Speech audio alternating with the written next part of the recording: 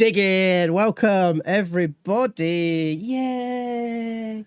Yay! Doing stuff and things in streaming stuff. Okay, so I'd like to say hello to everybody. Welcome to this Tuesday, this terrific Tuesday. And I'm very, very glad you can join us. I'm guessing that you've all gone and watched the football, of course, and you've then come to join us. Like watching Neighbours and then going on to Simpsons. And I'm really glad that you can come and join us for that. Deep cut, and I was here for it. Yes, so I'd like to say I'm very happy to see lots of people in the chat today. Who have we got today? I can see there's Fizzlekins there. Hello. Oh, Mama Thorpe's here as well, of course. Hello, Mama Thorpe. Calm down. So, she's my drinking buddy. and I got Heavens Bevans is here. Hi. And I think, didn't you say Aiden was here? Aiden was here at some point. I don't know if they're still here. Aiden, say hi if you're not. Say hi if you're not here. Aiden, we call you. Are you there, Aiden? No. Okay. Nice one. Call out to the spirits of the Firefox. Is it? So, and I want to try and keep our chats brief this week because I know that you listened to us talk about cheese a lot last week. So, hey, Daz, who is also here, has dropped into the chat the actual genuine US dollar price of cheese today. So, who's to say what is quality content and what isn't quality content? That I was correct. No, were you? Having no knowledge of what number I said last week, I'm pretty sure that I was correct. That's it. Divination is all about gaslighting. That's all it's about. Okay, so. All right, Steve. I also wanted to say thanks to there was loads of follows this week, and I just wanted to quickly go through those. Oh, we got no music. That's not. Hang on. Let the music play. That's better. No? Okay. No, Dan. Okay. So I want to say thank you to Video 81 and to Salad Zeno, Podlost, Rampage 2231, Sand Pirate, David, which I absolutely love that one. In Gaming Theatre presents for the new follows this week. I really, really appreciate you joining our wonderful family here. And if you are here watching and looking in the background, you want to say hi, cool. Our community is really wonderful and open. But if you do want to sit lurking in the background, that is also absolutely fine, and we hope that you enjoy the show. Also, I want to say thanks to GB Daz for giving out another sub today. So thank you so much for that, mate. Appreciate that. Always appreciate that. And I think we already said that, but I probably wasn't listening because you know me. I don't listen ever. So I want to kind of go around. You guys are very quiet today. I'm not used to you guys being quiet. At some point I was like, am I is it on? Yeah, no, it's working. Okay, it's working. You're just spinning that gold. All right, cool. Yeah. Yeah, we're enthralled. No, you're not. Just stuff it. Ah, All right. I'm just tired. yeah, I'm a bit tired as well. All right, so we're going to quickly put round. See, how have you guys been this week? Had a good week? Everybody enjoyed themselves? Yeah? Yeah, we were just saying before stream, innit? It's been 3 days. It's weird. I know. Yeah, I have I've nothing to noticed tell. you've started saying "in it" a lot, Dan. That's one thing I've noticed. I don't think I've ever heard you say "in it" as much as when we're on stream. But to know, I'll keep track of it. I'll let you know. I'll do a PowerPoint. Should we do an in it count in the corner? Okay. Yeah. In it. Yeah. Oh, yeah, do you say that a lot on stream? It does. Do you say Yeah. I think I've just started saying it more recently. I don't know what it is. It's my 2021 New Year's resolution. to say in it more? In it. Yeah. Well, that's one. Well, that's two, actually. I'll That's start two. tallying now. Thanks, mate. Oh God, if Evie's doing it, then it's gonna be like the stats will be done. Yeah. Yeah. It's good. Yeah. And It'll right. come up in season 5 and be like, so since then. 226 in it. Nice. I had a lovely weekend. I went and saw Nat 20's mum for their birthday. So I want to say happy birthday to Nat 20's mum. G100. D100. Yeah. That's so good. Oh, you went to go and see the percentiles. That's nice. Percentiles. Oh, that's even better. That's so good. That's so good. Let's go get on so many levels. But it was really lovely. It was nice to kind of get out of the city a little bit and see the mama. She's wonderful, wonderful, wonderful. So that was really, really nice. Oh, don't you turn off? Oh. Stop it. Oh. That's not 20 just off screen. Down. Stop it. So I wanted to find out actually, TV. Good TV from everybody this week. What have you been watching the last 3 days? Yes, Miss James. Oh no, I forgot. I didn't. No, I'm joking. Did you know that when kids used to do that, they'd be like, me. You go, yes, and they go, oh, okay. Something like I've just been watching because I don't really watch TV at the moment. I've realised since moving into my new house, I realised that I only was watching it because I was so lonely in my room, and now I actually go into the lounge. I know, very sad. But I have been watching a lot of Inside Number 9 this week. Oh yeah, yeah, it was one of those programs where like I sort of dip into it at various points. I don't know which ones I've seen, and then you sort of find one that you haven't seen, and it's like, oh, yum, yum, yum. And the newest series is amazing. The one with what's the one? The last night of the proms one. Wow, chef's kiss. It's so good. It's so good. So yeah, I've been watching that, and that's literally it. Really, that's it. That's all I've been doing. Been great. Anyone else? Television? That old telly box. Rob's probably been watching. I've got the reverse problem where like I've fired. Watching some bullshit. Sorry. I've been like, well, last week I finally got to the end of watching everything that Critical Role ever made, which became my pandemic obsession / replacement for Silence. So I'm actually back in the game and in the market for some good TV. So if anyone within the cast or on the chat would like to recommend me something from the last 2 years, I've not seen an episode of Line of Duty. You know, there's a lot of like fantastic telly, fantastic like Netflixy things that I've seen. You know, I've heard Life is quite good on ITV. It's weird. I've got terrestrial TV again. Like Evie, I go down in the living room a bit more now. Like, so suddenly I'm like, oh my God, look at all these same actors that are still all getting the same work. Martin Clunes still working. There's so many game shows. Look at all these game shows. Danny Dyer does. What is The Masked Dancer? Like, you know, Danny Dyer with the Wall, which in fairness is fucking brilliant. Like, I had right gig watching that. Hate Masked Dancer. It's such a fucking stupid show. Yeah, why? It's so cheesy. The only thing that I'll watch with a mask is The Mask, and that's fantastic, and I'll die on that hill. I'm with you. I am desperate to know what Rob's been watching, though, since I fired my shots. Loads of Simpsons, but what I've been doing more importantly is I've recently purchased, not more laser tag equipment, but Pokemon Shield for Switch. And oh my God, is it incredible? I've been wasting many hours, which may have something to do with the reason why I'm wearing glasses. My great-grandfather said to me before he sadly passed away from hypothermia, dress for the weather that you want. So I've gone for a summer look. My eyes are red raw from having played so much Pokemon Shield. I just beat the water gym. I'm two badges down. It's an exciting time. I think we also need to keep that going. I really want to know how this is going in 2 days' time, because I want to know how much you progress in 2 days. Pretty quickly. I've played 8 hours and I've only been awake for 7. So. Oh, that's brilliant. Oh, very nice. Well, nice, Gabby. What have you been watching recently? Well, I just watch reruns of stuff, so I'm really into The Simpsons and Family Guy. But I have some recommendations. Time with Stephen Graham and Sean Bean. Apparently he's amazing, but it's about prison, men's prison, but you've got to be in the right mood for it. Also, Quiz, which James Graham wrote, that was a play and then went on to TV. What else? Line of Duty. Honestly, I could tell you all about The Simpsons, but that's about it. Right.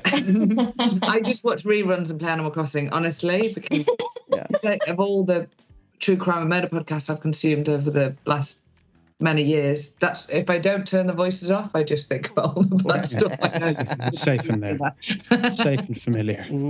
I mean, I would say, Dan, you should, if you haven't already seen it, you should see Dark. Dark is absolutely fucking sensational. German time traveling show on Netflix. Oh, I remember you also told me about another one that had really amazing fight scenes, which I later on found out was actually choreographed by someone that I know. Oh, that was Henry King. Henry the King. The King? Can't remember. Is that what it's called? Henry King. No, Henry the King. The King. King. The King. Crazy face. But yeah, I think it's about Henry V, and yeah, it's just a very rocky, mauly, ugly fight, ugly war. It's quite good. But if you you anime fans out there, you know that I'm into my anime now, so I'm slightly obsessed. I have finally decided to watch Cowboy Bebop. So I am now 7 episodes in, and I am happy to say it is the greatest thing I've ever watched in my entire life. I absolutely adored it. Another thing to watch, Dan, would be Castlevania, if you haven't seen it. Oh, big shout out for that, yeah. Also, small side note, when we wrap up Mallrats, whenever that is, in 2 years and 5 or 10, can we do a kind of Cowboy Bebop themed campaign, please? I was thinking about it, actually. Literally, that's all I've been doing when I've been watching it. Is going how do I turn this into a campaign? I want to be a space bounty hunter. I think it's such a good Firefly premise to the whole thing, and I'm in it. I want to be it. Yeah, I'll dedicate hundreds of hours to it. I will point out now that Alex Bell is in the chat, so I'm anticipating about 45 seconds before he's like, "Oh, here's a link to a game they've already made." Yeah. Oh yeah, that's so true. There will be a Cowboy Bebop RPG somewhere. There has to be, and if there's not, I've taken that and I'm going to make it because that is. We're going to make it. We're going to make it. Love it. Mr. Alex Bell. Deadwood Firefly campaign. Yeah, great. Yeah. Love it. Just do a little bit of a mashup. I can recycle some accents. Exactly. But I think that would be really great. The other one I saw recently was the Dota Dragon's Blood. So it's kind of based on the computer game Dota, and the cartoon the anime is absolutely sensational, like massive world building stuff, like really big epic battles and like great story, lots of great representation, like elves are like polyamorous and stuff, and it's really, really good, and I thoroughly enjoyed it, and I think they're writing a second chapter for it. Again, that's on Netflix if you do want to watch it, but very much worth the watch. All right, well if we were all good and everybody in the chat's all good, is everybody on the chat okay? No one said on the chat if they're okay. Everyone's seen. I've just got a message here from oh shit, we forgot to ask. How are you, Joe? Yeah, I'm all right. There you go, done. We've been working really, really hard on Total Party Knockout. So that's going to become extremely exciting. So we're going to be showing some extra stuff a bit later on. Actually, we're doing it now. I don't know. Let's do it now. Should we do it now? Let's do it now. Hang on. Let's do it now. I realised that we didn't talk about this before we started. So we just loaded up the video, but we have no idea what we're doing with it. So just play it, and then are we talking over it? Because if we have, I haven't set that up. I think I looked at it and I was like, the music is good enough by itself. We can leave it up. Just play it, and then if people want to reread the rules, then they can catch it back VOD, innit? There you go. Check that out. So in it. Have a look at this. This is our new rules of combat for the new show Total Party Knockout. So I hope you enjoy it.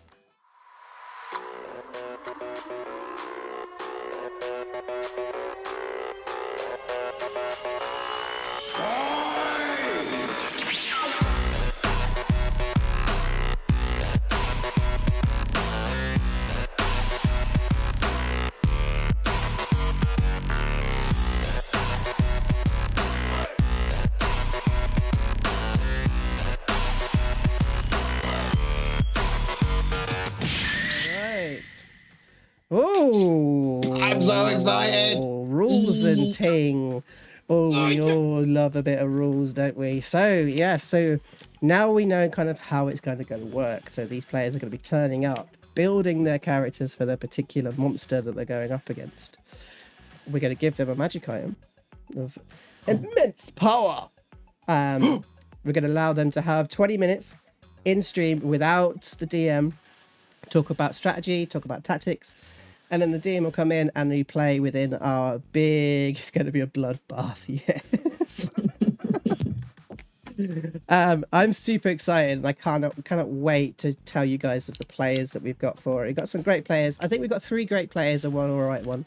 And I think it's sort of going to be an interesting sort of take on things. I just love that Dad just stayed quiet in the corner. I silently agreed with you. I was like, yeah, I'd go with that. So it's going to be really interesting. I haven't seen the new map yet, which we've got drawn by our wonderful friend Benjamin. And it's so glad that he's going to have that ready for us. But as soon as it comes out, we are going to try and make it available for you guys to use as well. So like a little gift from us. But I cannot wait for this. And I think it's going to be... I actually, looking at the stats and looking at the characters, I think you might do it. Ooh. It's been done before. It has been done before. Yeah. So I think it's going to be quite good. And I think we're going to try and program a bit more of it, but we're not really going to say when or how. We're just going to throw them at you as surprise. Yeah. Like that. And then just sort of surprise you with we'll see how it goes. But yeah, so next session we'll be able to kind of give you a little bit more information. And keep an eye on those socials, as always. All righty. Yeah, we just eke it out with tantalize. Exactly. Little bits of tantalization. Who knows what we're gonna reveal next session in 48 hours time? Who knows? All righty. So I think we could probably go on to, unless there's anything else we want to talk about before we start. Looking good. Nope. All right. Well, I'm going to put some. I think I was asked for some scary music. Scary music, please. I don't know if you're going to hear it though. Is that all right? That's okay. All right, cool. Okay, scary music is playing. Does that mean you want to go first? Recap. Now, this is for any Tom Waits fans out there. If anyone's heard the song "What's He Building" in there, this is my inspiration. Is the music playing, Joe? I can't hear it, but I'm assuming yes. Yes. What's he doing in there? What the hell is he doing in there? His front door has more locks on it than the Suez Canal. His goblin servants have a decisively low morale. He has wall-mounted heads of monsters, in quotes, cut off from the neck, exposing their throats. What's he doing in there? What the hell is he doing in there? His hands are hairier than most men I know. He's using magic to break the spirits of trolls. He's harboring ents and stripping their bark, then selling them broken to decorate parks. What's he doing in there? What the hell is he doing in there? He has no friends, but he gets a lot of mail. He once kept an orc child behind a picture frame jail. What's he doing in there? What the hell is he doing in there? He has newspapers at his door from the WD News, which claim there's a violent Warforged on the loose. It says that he threatened a reporter, or so they've been told. He came armed with an axe and a dangerous kobold. They came seeking some answers on a viper in black, and the reporter claims that they almost attacked. What's he doing in there? What the hell is he doing in there? We have a right to know. Yes. Yes, mate. It's a weird one. As always, is always a thoroughly enjoyable experience. I'm going to put Whoa, some that sort of uplifting. whoa. There you go. Yeah, that was a bit. Got me in the Tense. feels. That did. I thought I go upbeat for this one. Oh, of course, this is Grumpy. This is the grumpy. It was the grumpy one. Oh, look at that. Divination again. So good. Lovely. Love it. All the inits coming into the chat. Brilliant. So I think that we can kind of get in and on, I think. Yes. And get into it. So I think that's like you found out. I think we should really recap on some of the clues that you found out last week as well. That L word keeps appearing. Oh, it keeps appearing. The word Luskan has reappeared in your investigations when Baggi met the Lord Phyland or Phyland. I can never remember what the canon version of it is, so I just. I think it's Phelan. We'll say Phelan. All right. Yeah. So I'm just enjoying my Mexican Coke. So when we met Phelan, we found out that that it was ordered from the Luskans. And we've also kind of found out about a carnival parade, which is a Luskan carnival parade, and they have ships out in the dock. So is there connection there? Probably not now. We don't need to go there. No, you never need to go there. Let's go shopping. Yeah, let's go shopping.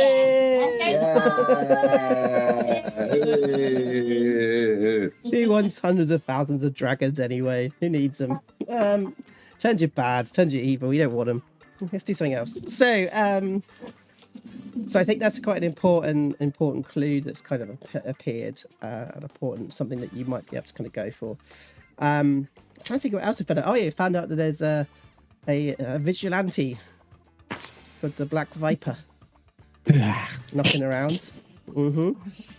Knocking around, who is like thieving from noble houses. This is all we kind of know, really, isn't it? Yeah, various reports. Yeah, there's a crime wave of thieves breaking into the houses of lords. Some believe that the Black Viper is the evil secret twin of Amelia Castellanter, and that they ride on a unicorn. And some don't want to report actual news. You know, they'd rather spread vicious rumors about warforges. Yep. Not a political broadcast.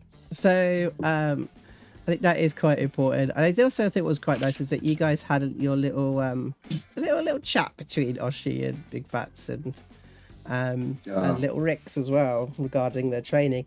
And we do have a new superheroes duo, though I can't remember their names at all.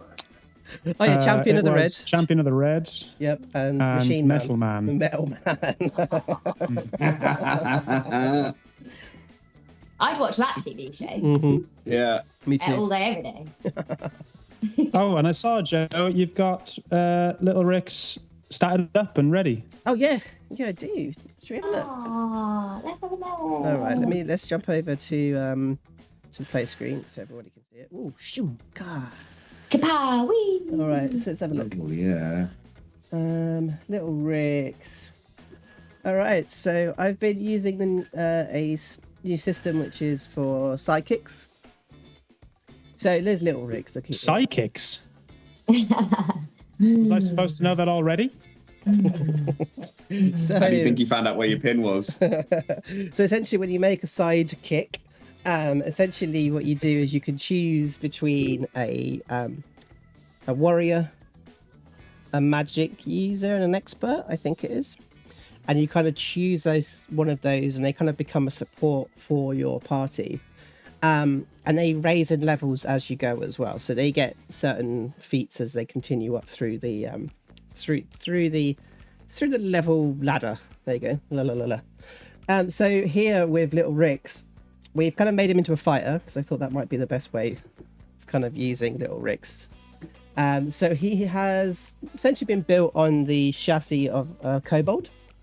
So you take a creature that is 1/4 or below in CR rating, and you use that as your chassis for whatever it is that you build on top. They get ASIs like everybody else. They get death saves like everybody else. They get hit dice like everybody else. And essentially they run along with the party and do their thing. So he's currently got a little dagger and a sling. But what he does get, or they get, is they get an improved critical. So if they do a 19 or a 20, it's regarded as a crit. Nice. Which is great. They also have second wind, so they're able to kind of get 1d10 plus their class level of hit points back as a bonus action. And of course, because of them being a kobold, they still have dark vision, they still have grovel, Bagcow and Beg, and pack tactics, so he also has the advantage on it. So I think we should have a quick look and see what he rolls, actually, see how well he does. I think Daz has just pointed out that as a fan favourite character, he also gets unlimited death saves. I think that's a feature that sort of... I think that came in Tasha's. Oh, did it? Oh, I must have ignored that one. Oh, well, never mind. He's definitely going to die. Everyone gets 3, Dan. Everyone gets 3. So let's do a little roll and see how he does. All right, so let's roll a dagger. Oh, that's dagger. Sorry, Rob. Crit. Oh, what did he roll? Oh. Rolled... 19, that's a crit. Oh, no, he rolled a 12, actually. There's 3, 2, and a 2. But, you know, with the 4 piercing damage, which is all great. So eventually, I think when they get to level 5, they get extra attack. So they do get these kind of... They do become stronger as they kind of move forward, making them kind of an asset to the party, which is great. So yeah, really, really glad to have little Ricks on, and we'll see how the psychic mechanism and mechanics works. Nice.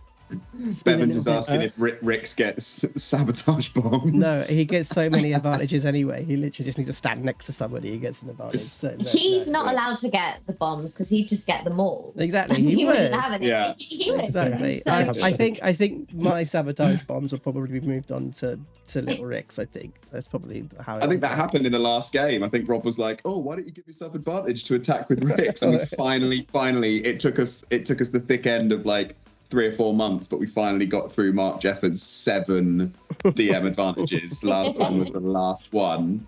So that's Little Rix. So we got Little Rix in play, which is great. And I think they're going to come along with you for any kind of battles and stuff as well. So that'll be nice to sort of see how they do.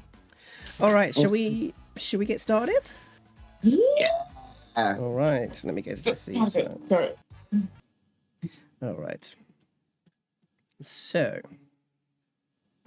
What was the plane going over? Oh no, you can't hear it. That's good. Right. We see a murky, distorted view of a warehouse. Through the darkness, we can just see the silhouette of a tree with its leaves falling. As a hand moves across the convex glass, as the image shifts through to an office where a drunken noble sits at his large desk drinking, as we see through the windows the ships of the docks.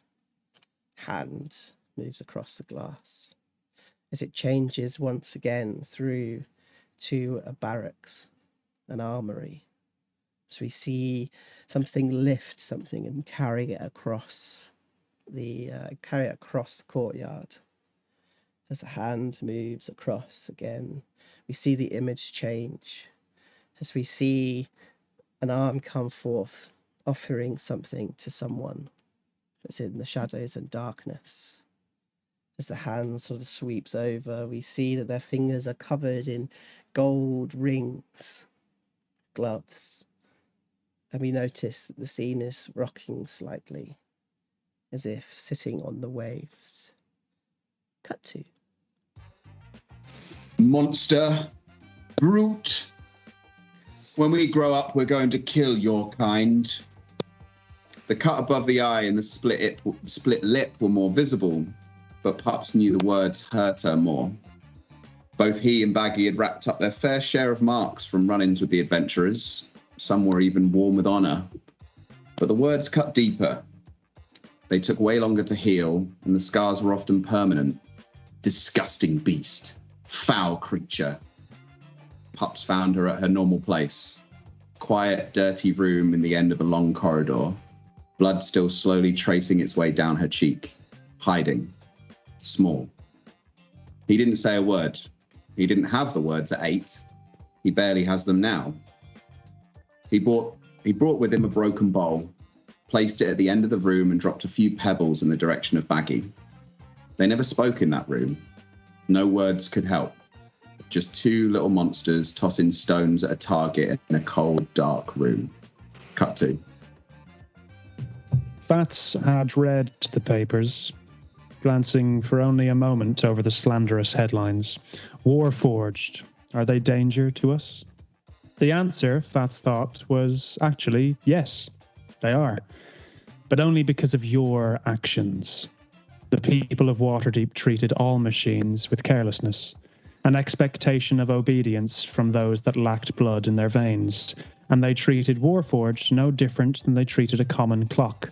They expected it to work with absolute precision, not to answer back, and if it breaks, they discarded it only to purchase another. Phatts was growing tired of being treated as a single-purpose, thoughtless machine. If it was war he was built for, then war he would wage. Cut to. As the salty drops ran down her cheeks, Oshi washed them drop in splodges on her hands and knees and the floor, mixing with the dust and the dirt of the cellar. Crying won't make me show you any mercy. You are filth, and this is all you and your lot deserve. She knows he meant her profession, not her species. Head up, he growled into her ear. Slight spit moistened her face, and the smoky, stale breath made her eyes water even more. She put her head back as she took a deep breath, mustering all the force to flip the chair over. A shocked gasp escaped his throat. Her hands wet with crocodile tears and sweat, she slipped her hands out of the binds he quickly but stupidly tied an hour earlier. Her dress ripped, exposing her chest, blood crusting round her mouth from the violation. She turned and stands in a second. He scrambles to regain height and control. Too slow, my dear, she snarls as she tightens the rope around his neck, eyes bulging, skin staining pink. She delights in watching the life leave his body. You should have killed me straight away. You gifted me with anger and time. Tears won't make me show you any mercy. She lays his body down, scoops up all the coins she can find and stamps on his nose until it crumbles into his face. 1 down. How many to go? Cut to. Oh, so very nearly. Try again. Just break it up. What's this sound there? Not quite. That's the middle one. What's the first one? This one here when it's on its own. A 5-year-old half-orc shakes her head, looking at her feet and picking at her fingers and thumbs. Suit yourself, says the forest gnome. She looks to be of middle age, with acorn-brown hair and bright blue eyes. She's holding a wooden food tray vertically, showing Baggi the underside that's been hastily painted black and is now marked with a 3-letter word in chalk. The feeble meal prepared for Baggi is next to them on the floor. Baggi places a small bit of skin next to her thumbnail in between her front teeth and pulls. The skin peels off and rather a lot further down than she intended. It stings as the flesh is exposed to the air around them, satisfying some strange urge, before the pinky raw flesh soon prickles with dark red. Right, I'll just pack this up then, take all these books and go, shall I? Bye! No! Baggi shouts. The gnome immediately puts her hand over Baggi's mouth. Shh! They freeze. Baggi and the gnome stay in this fearful tableau. Their ears straining around door frames and through cracks in the floor to sense even the slightest indication that someone else could be nearby. The gnome's hand remains gently clasped over Baggi's mouth. The only sound, a distant drip. The only movement, the 2 pairs of eyes blinking as they fixate on the bolted door. After a while, the eyes look at each other and the arm of the gnome relaxes. The pregnant promise of finally being caught is over, for now. Baggi's happy the hand is no longer silencing her. Kindy's hands smell part nice, part horrible, like a mix of lily flowers and sweaty sausage stew. Not that Baggi equates those smells to where they actually come from at that age. She only equates it to the only touch she knows that comes from kindness. Sorry, Baggi whispers. Don't be sorry, just don't do it again. Now then, that one. Curled up like a cloaker. Cloaker. And that one is ah. Yes. And t. One after the other.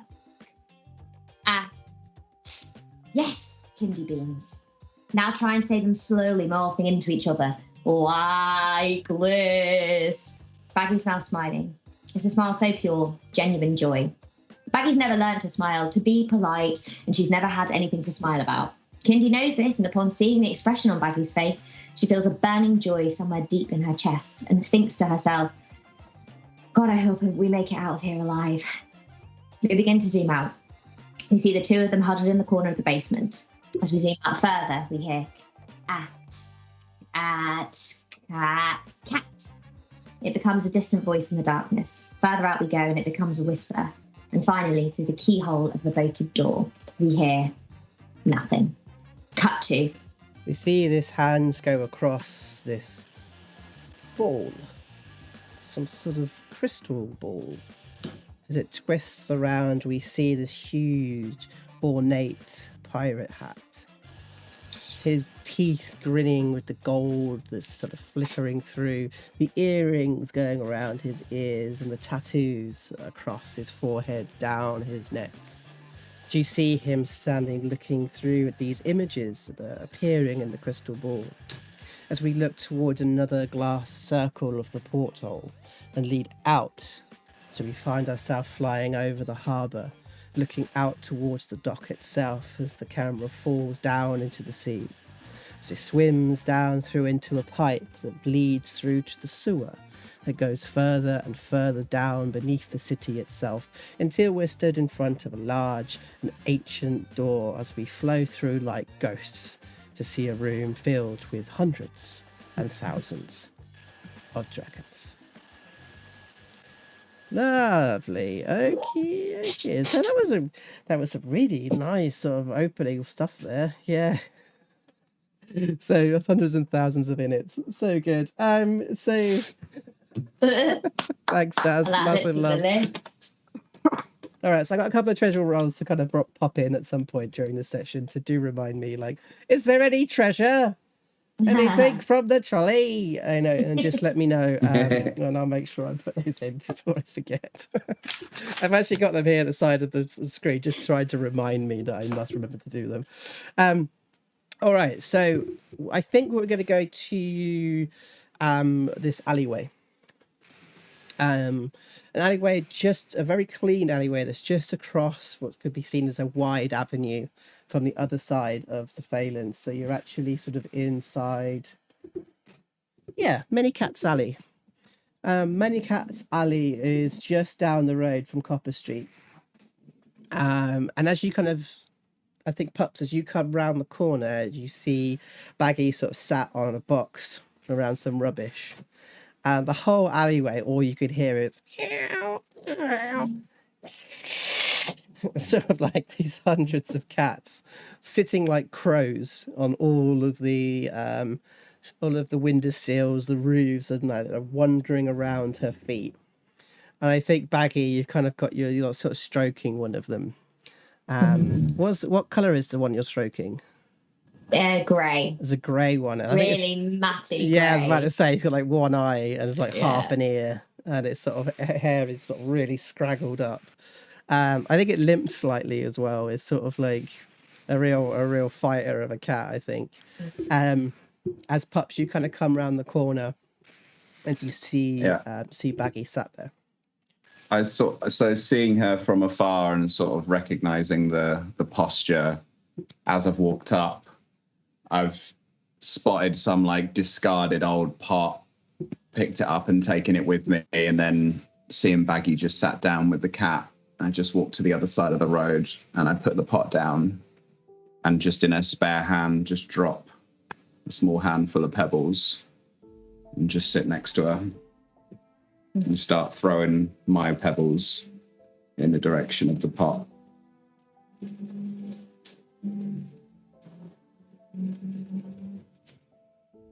So you made it out all right then? Easy. Was it? No, it was fucking terrifying in there. Yeah. How are you doing? Throw. It misses. Baggi ignores the pebbles for now and says, you know, I had a moment when that door was opening that I suddenly panicked because I looked like this. And I thought, could he still recognize me? Is he going to think this person looks like my mum? Not that I have any idea what she looked like. And then as soon as I saw him and the way he looked at me, it was like, oh, you don't know who I am at all. But the fact is that he looked at me so differently to how he used to look at me, Pups. Because he actually gave me like an ounce of respect because I look like this. And that just made me hate him more.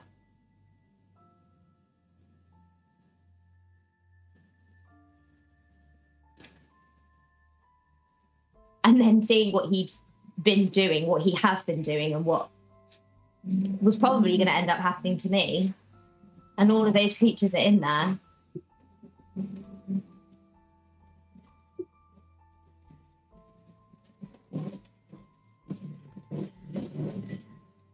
What do you want to do about it? I want to fucking kill him.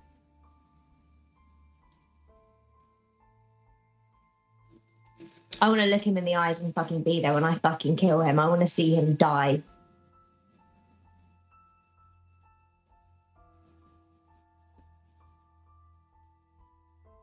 And I don't want to look like this anymore. As you sort of shimmer and you change back. That's bad. Yeah, it is. Weird as a human. Thanks. Did you know about his I don't know what you'd call it. He changed. I don't know if it was magic. I don't know what happened, but he became some sort of beast thing. I was ready to take him out for you before I left, and then he turned into this hairy, scratchy beast of some kind. I'd never seen anything like it. I had no idea. So he's... So he isn't what he appears to be either. Fucking hypocrite. Brilliant. Great. Well.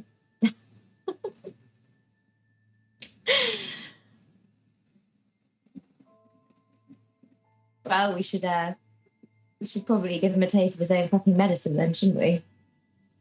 I am so ready for that. Should have seen what he did to those goblins as well. You don't need to tell me. I think I can already imagine. I don't think there's enough years left in the world for me to hate him as much as you probably do. But I hope you kill him. He deserves that. Thank you. You know, he isn't... Bro. It lands.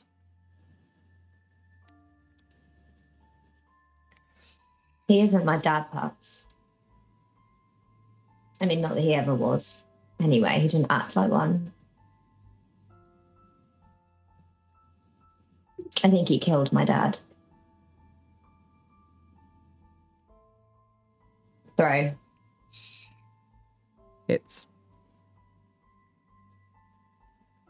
In fact, I don't think I know it.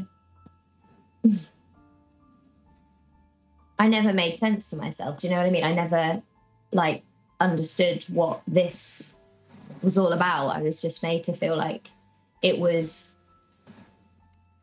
shit and disgusting and wrong. And I couldn't work out why I was different from this person who was supposedly my father, and how I was meant to sort of owe him something, and I was never good enough for him, and he was fucking horrible to me, Pups. And I never understood it. And I do now. I think my real father was an orc called Grokart,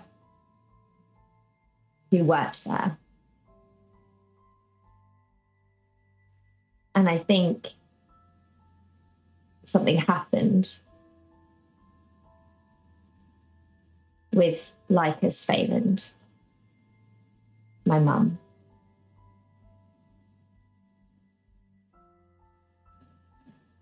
And Lord Phelan decided to kill them both.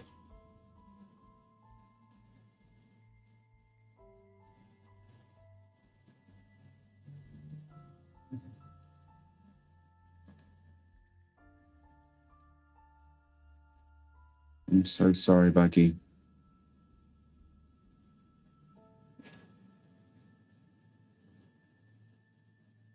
You don't have to be sorry.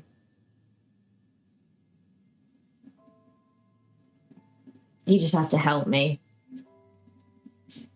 And then all of those creatures, all of those goblins, every single one of those people in there.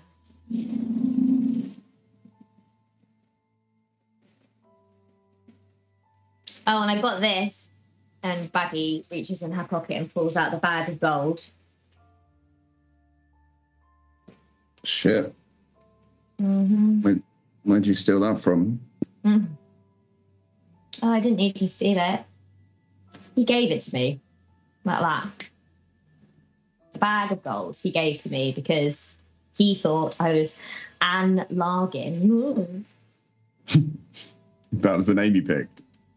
Yeah. I thought it sounded human-y. Anyway. Yeah. And I meant to go back and fix basically a torture machine that he's using on a treant. I meant to go back in 3 days.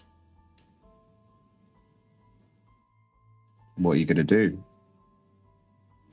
Well, there's 2 things I could do. I could, well, 3. I could not go back. I can never go back and take his money. I don't think I want to do that. Or I could go back, find out more information, gain more trust, get the lay of the land, find out who's doing what there, and continue to return until I have enough information I need in order for us to bring him down. Or we all go back and unleash all the fury.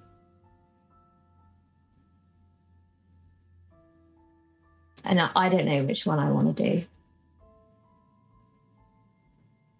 I can't even think about it right now. No. I get that. Well, you are one of the bravest people I've ever met. You are a fucking badass for doing what you just did. And whatever you decide that you want to do about this, then we'll do it. I will say one thing, though. Mm-hmm. If you can turn a load of kitchen utensils into a cannon that shoots fire, I mean, surely you could take whatever contraption they are using and make it blow up in someone's face.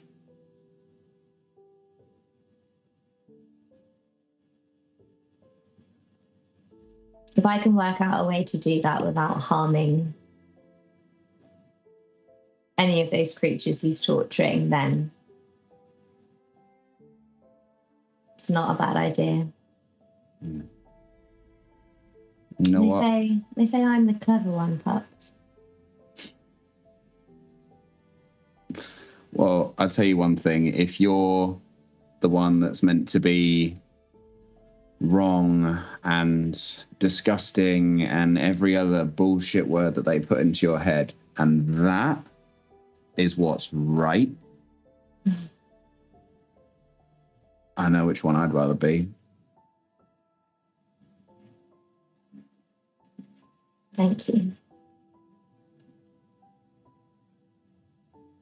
Will you stop being so good at this bloody stone game? Like, there seems to be no mood that you can be in that stops you from being a fucking deadeye with it. Can you at least switch hands or something and give me a chance? Fine. And then Baggi like picks up one with her opposite hand and just really fucking throws it down with all of her might. And then it bounces, hits a bin, hits a wall, and then lands into the pot.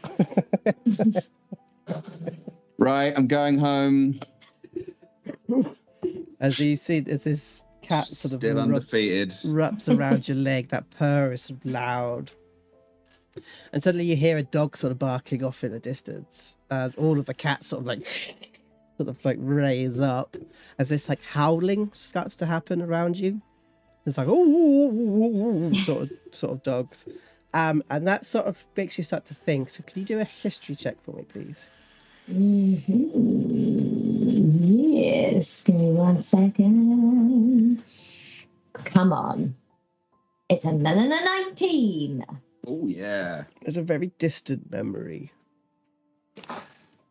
of lying on your wooden like plank, really, in the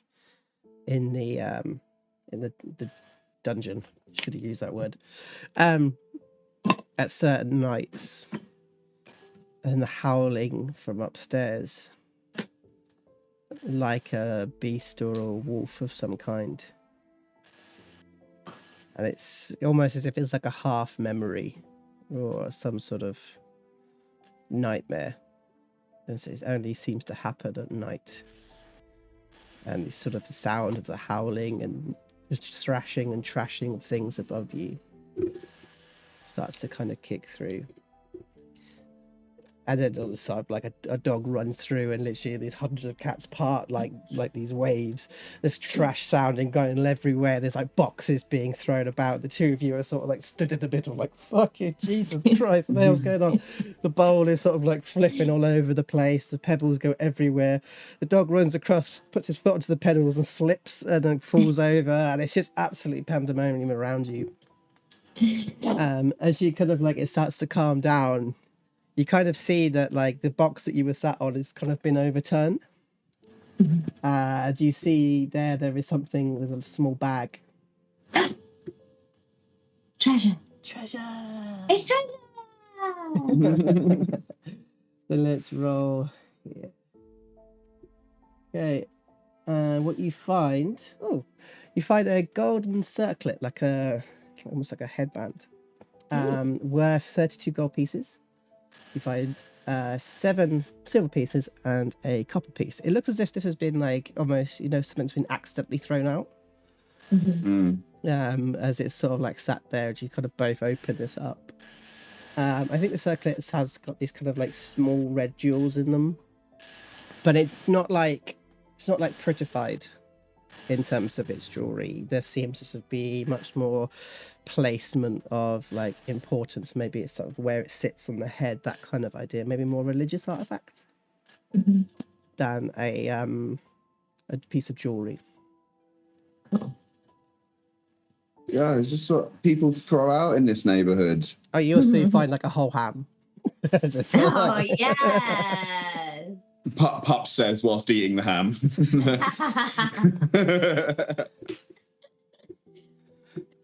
Yeah, apparently so. God, don't let Oshi see it. She want it for herself. I think it might look nice on Anne Largin, or maybe Baggalina. Well, I think you won Pebbles today, so I think it's only right you should get a prize. Try it on. No, I want you to have it. I want you to have all of it. Not all the ham, though. We should share that. But just snatch it off him. Yeah, like, and it's sort of like your big hand sort of goes over his smaller hand. You just like take it away. Seriously, keep it, because you risked a lot going in there with me. More than I did, actually, because I had a disguise. Yeah, but I'm like super sneaky. La, la, la, la, and I didn't slip up once, so. Oh, God. I wanted to stay in there a bit longer when he shut the door, because I thought, reconnaissance. I wasn't the least bit terrified. So, when he did shut the door, is that when he changed? Yeah, I saw him change. I saw him literally just pick that suited goblin up and just toss it down some stairs. And yeah, I mean, I thought it was just some old guy who I could just take out, but this is something else. Like we're going to need help if we want to take this guy down. Did he change physically at all? Or just his demeanor? I've seen him in a rage, and I've seen him when he's drunk. No, this was different. It was like he turned into. I mean, it's like those like monster stories that Sister Pastine would tell us about. Like these, they'd like start off as a man and then would like rip out their clothes and grow fur and nails and teeth and all that kind of stuff. I thought it was just a story, but like this was something else. This was something grew out of him.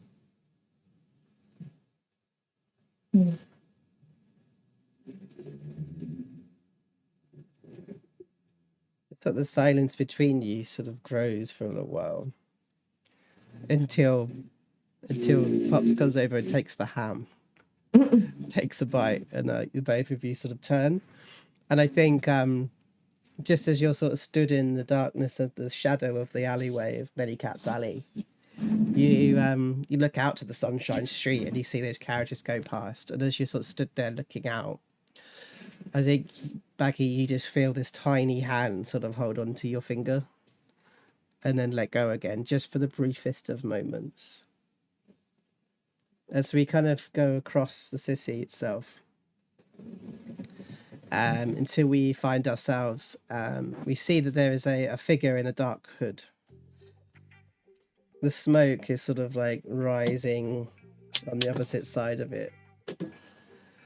And you can almost see like the street is kind of like passing past this person from both sides as they're looking over towards a small like metal door that's on the side of a building.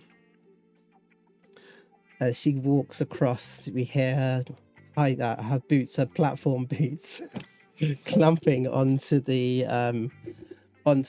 cobblestones. As she takes a sidestep around some some horse shit and carries on walking. She comes over to this big metal door as we just see the cigarette drop to the floor and her boot sort of scuff it out. As she goes and she knocks on the door. Mr. Password. I'm here to see Tack.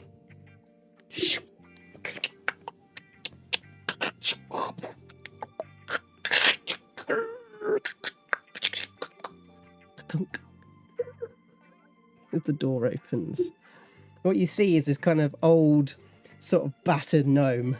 His nose is all crooked up. His beard is sort of like salt and peppered through. And he's sort of like just got one kind of big tooth here. It's like, you really see tech? Yeah. You've been working here long? All my life. Take a seat. You want a drink? I'm all right, thanks. And you have a look out and you see that you're in what looks like a small bar. There's sort of like round tables everywhere. Everybody in there looks unsavory, but everybody looks as if they trust each other to be unsavory or not be unsavory in this space. The bar itself is literally like 2 barrels with a plank of wood across the top. As you're walking through, you can hear the different conversations that are going on. As you see somebody literally like with a bag, as they lift it up, you see their hands are just covered in pearls as they kind of lift up all of these pearled necklaces and plop them back down again. Pass the bag over as the other passes a lock of hair as proof. As we kind of see these different, some of the tables, they seem to be enjoying themselves. They have like playing poker. And it feels to you this might be something more like a clubhouse for the guild. As he kind of leads you over towards a table and says, look, it's probably better if you sit down. Thanks. So I can't get you a gin or something? Gin makes me cry. You got rum? Of course. And he kind of like goes over.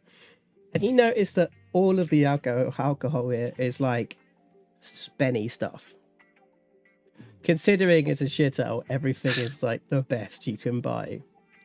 As you kind of like get it pumped down, a small candle in front of you is about an inch high now, and it's sort of burning away. You look around the space and you can see that there's a lot of people just every now and then just looking over at you to find out who this new person is. But nobody comes towards you. Like nobody comes over. And suddenly this dwarf kind of pops over. I can't remember Tack's voice now, hang on. It's probably some Cockney. So he's probably like this, right? Yeah, it's probably like that.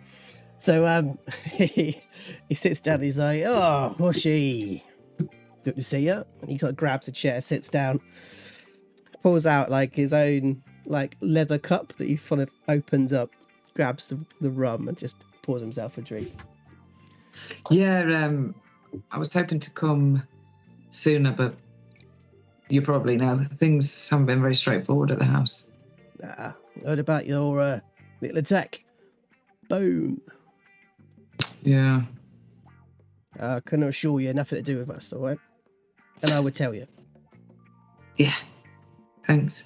No, I don't think it was. But I don't know who was involved. So, I'd like the dagger. He kind of gestures around the space. The drinks make up for the decor. The fingers are a bit temporary, so I won't be here tomorrow. Yeah. That's actually a good idea. And he kind of like draws a little symbol on a piece of paper in front of him. Actually, no, he takes the label off the bottle of rum and draws a little symbol on it. Folds it over and hands it across. You see that symbol is probably where the dagger is. And you kind of open it up and it looks like almost like an A that's like extended to the left. It'll be a simple marking, probably on the door or on a window frame or something. Right. So I just have to walk around looking for this. The thing is, you'll know where it is. You just will. We all do. Like in my heart. No, you twat. And he sort of like pours another rum and takes a drink. It's like instinct, right? You'll just know. Well, I got this for you anyway. And she pulls out the handkerchief. Nice. And he kind of picks it up and he looks over at it, checking the letters. Was it difficult? Nah. He folds it up. Nice. Pops it in his top pocket. Very important client wants that. So, you've dropped a bag in front of you. There's 100 gold there. Thanks. That piece of paper means you're one of us now. Thanks. Do I get a say in it? Well, you took a piece of paper, didn't you? Okay. And he kind of puts his hand across to take the paper back. And just sort of like... She has really long nails, so she just puts like one of the nails in it so that you can't take it. Lovely. You busy at the moment? Bits and pieces. We're trying to do up the this shithole of mana we've been given. We've got to do it up to be a bit like this place. By a bit, I mean a bit. It's going to be more permanent, I think. But, you know, we'll have bits and pieces going on in the back if you ever need a quiet spot. Ooh. You got a supply for booze yet? No. So we usually go around the Brewers Guild. Mainly because we threaten them. But we have a way around to get cheaper booze that is... He taps the bottle of rum. Good quality. Anything to sort of help you out, really. Yeah, that'd be good. Thank you. Does that make the Assassin's Guild a partner? No. Investor? We just do things for each other. Oh. Same way that if I ask you to kind of do a job for me, yeah, you expect to be paid for it, yeah. But you do it because we're a guild, yeah? Yeah. So I'm Speaking of helping which, you out. So I'm helping you out. Yeah, I appreciate it. Thank you. But if truth be told, I also make quite a bit of money off it because our supplier is then happy and I get to, you know, do you know what I mean? It just like continues. Yeah, that makes me feel better. I wouldn't respect you if you just didn't have the goodness of your heart. Oh, no way. And he sort of pours out another rum and sort of takes it away to shake a swig. And he sort of like thumbs behind the bar and you just see there's a big sort of sign on the back of the wall. It says like, love ain't free. And it's on the back. Oh, she should get that tattooed on her somewhere. So, is there anything you need me to do for you? Well, actually, there is, you know. I know it's a little bit probably beneath you, and I know I haven't given you any sort of proper contracts apart from that, that lord you murdered. But he looks over and you just seemed confused. It's like, you know, the one you gave me proof of? Right. Yeah. Yeah? Yeah. That's the one I thought you were talking about, yeah. Very confused by your reaction to that. Well, she doesn't know which lord he's seen her kill. Yeah, it's true. And it says that I know this is probably a bit beneath you, and I'm not trying to be disrespectful or nothing, but I'm not going to give you a kill contract yet. And I understand wouldn't be right. Obviously, I can see everybody is probably more experienced, and it wouldn't look good, would it? You just need to build a little bit more. Yeah. Yeah, not experience. Yeah, not really experience. Like it's more renowned. Right. Infamy. Okay. You know what I mean? Right. So I want you to go in. I'm gonna go shut up a journalist for me. Okay. There's a new newspaper.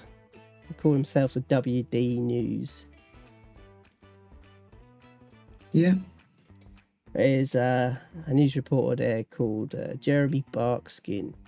Thinks he's an editor or something. Right. Well, we've had a couple of the other newspapers that sort of banded their pocket change together and asked us to try and see if we can shut down that newspaper. Okay.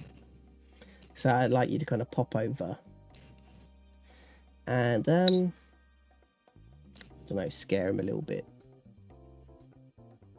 Okay. And You want the whole place shut down or just him scared?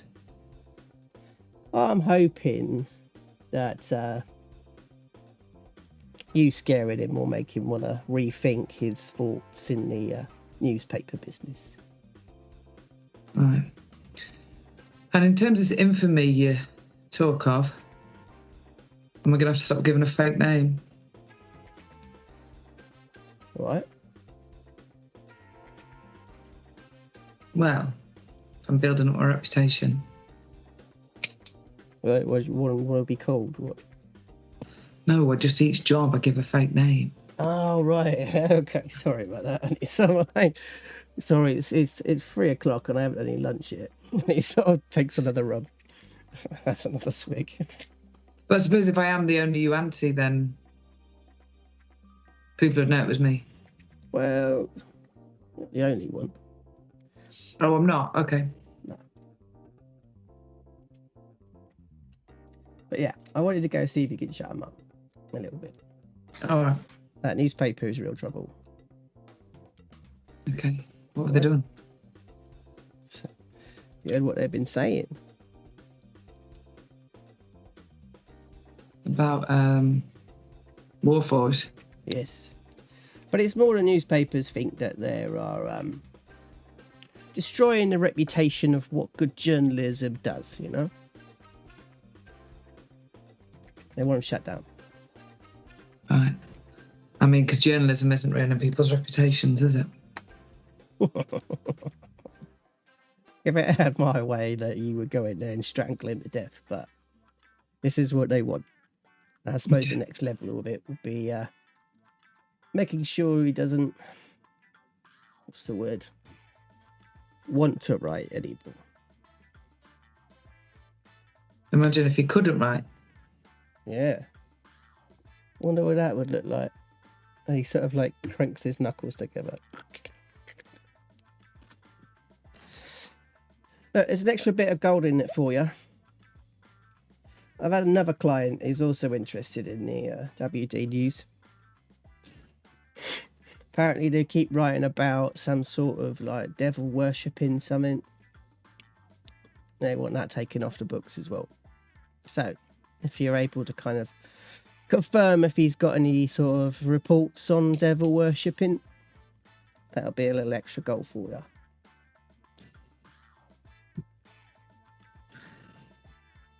I should have learned to read. Sounds like there's some juicy stuff going on. Devil worship. Right. Leave it with me, Tack. Great. So we'll call it 250 gold if you get him to shut down a newspaper. Extra 75 if you get a bit more information about devil worshipping. Okay. 325. Thanks. That's all right. Well, do you want to stay and have some lunch? I mean, I might have a cheese and pickle sandwich if you fancy it. I'm all right, thanks. I've got a Warforged that's been crying oil over the awful news reports he's been getting. All right. Well, is there anything that I could do for you, actually? It's always something I always forget to ask our members. Just want to check. Does the booze would be great. Like, goes to pick his hands up and he's like, oh, that's a bit shit. He kind of gets up out of his seat, goes to the bar himself, picks it up, and then kind of as he walks past the bar person, he's just like, sorry, Molly, that was really rude of me. And he kind of comes back over with the bottle. This time it's a bottle of whiskey. What's that one? There you go. It's yours. Thanks. And when we need a supplier for the ball. Thank you. Have you been in... I've heard something about some masquerade party from some posh people. Oh, yeah? You heard anything? Well, there's usually quite a few on the old festival day. Yeah. Any in particular? I might need a bit more specifics in that. It's I can't even remember. Their name's like begins with a C, and they've had that school. He just sort of like, Yeah, no, I'll come back to you with it. all right, nice. Right. Well, at the same point, it's like, if you do need any info, we've got loads of people rocking around. I can sort of find out for you about parties and such. Yeah, that'd be good, thank you. And now the fair that's coming. Oh, You yeah. gonna go to that? No. Candy floss? No. Oh, Thieves Guild are fucking everywhere. oh really? It's literally like, you just turn up and it's a fire, and I'm just not into that anymore. I'm too old, you know what I mean? Oh, really? So also, Luskans are, I don't trust them very much. You know, I don't even know if I've ever met one. The problem is, a lot of time you don't know you've met them or not. Oh. Yeah, there are 3 ships out there that like, they've been docked for too long for me to be happy with it. It's very suspicious, you know. And the Eyecatcher, the Hellraiser, and the Heartbreaker. 3 boats. Why do you need 3 boats for a carnival? That's what I say. It's a bloody big carnival. Yeah. And what do they normally do when they come into town? Oh, you know, circus, puppets, machines, All right. animals, jugglers, performers, all sorts. Do they make stuff? Candy floss, Nimblewrights. Not these street traders. Street traders tend to kind of make food for stuff. But funny talk about Nimblewrights, actually. It's become quite a fashionable little thing. Yeah. Loads of them about. It's almost like the market's been flooded. Really? You know, it's sort of like, I think a mate of mine, he saw one at this lord's house. And he found out that he got it for only 25,000 gold pieces. And that feels particularly low to me. Do you know what I mean? Yeah, I heard they're going for upwards of 60, innit? 60,000. Fucking hell, that person got ripped off. Yeah. Compared to everybody else who's paying 25. Do you know what I mean? Yeah. Well, I know they're all coming from one place, and that is those ships. Maybe there's an extra bit of side, a little extra side deal, maybe that the carnival's kind of putting together. Yeah, I'd be interested to see one anyway. And he kind of looks over at you when you say he's interested. It'd be good to see one.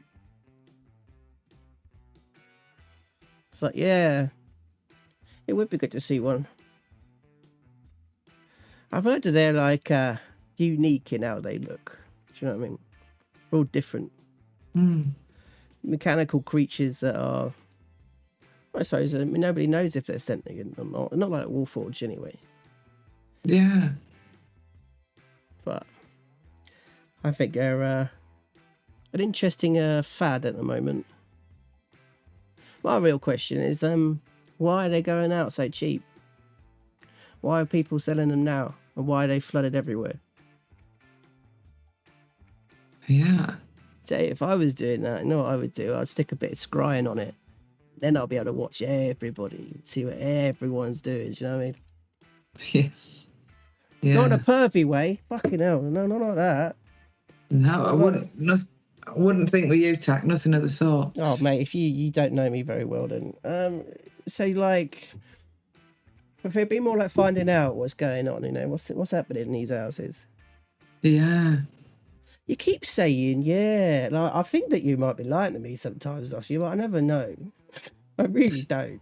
No, like I said before, I can't read. I left school at 9. It takes me a bit to catch up. All right. I'm good with the dagger, but not with my brain, you know? Yeah. And can you do a deception check on that? I don't know. I'm going to do an insight check from its end as well. Okay. 21. Wow, okay. And he goes, well, if you want someone to teach you how to read, we can sort that out. Oh. Yeah, that'd be good, thanks. That's good. Oh, here we go. And he got this cheese and pickle sandwich. Kind of turns up. God, I tell you, I love cheese pickle sandwich. Yeah. Something like, you know, solid and that crunchiness, you know what I mean? You sure you don't want some? You can have half of mine if you want. He's like, No, I'm all right, honestly. Did you ever try that sausage roll I told you about? That's the one on the street, right? Yeah, if you dip it in gravy. Anyway, I'll leave it to your cheese and pickle. Honestly, cheese and pickle would be all right with gravy. Ask her, Molly, if she can get you some. Anyway, right, I'll. Well, you're welcome to stick around, chat to everyone. You know, I mean, they're all family now. Do you know what I mean? Yeah. It might be a bit too much, and I understand it's a bit too much right now, but I just want you to know that this is your home, and you can come and go as you please. Everyone's here to help you. Same way that we expect you to be helpful to us as well. Of course. What's the one I'm looking for? Reciprocity. That's the one I'm looking for. Reciprocity. Right. I don't really know what that means, but thank you. Reciprocity. It means that, like, we do things for each other, not as like a payment as such, but like because it's been nice.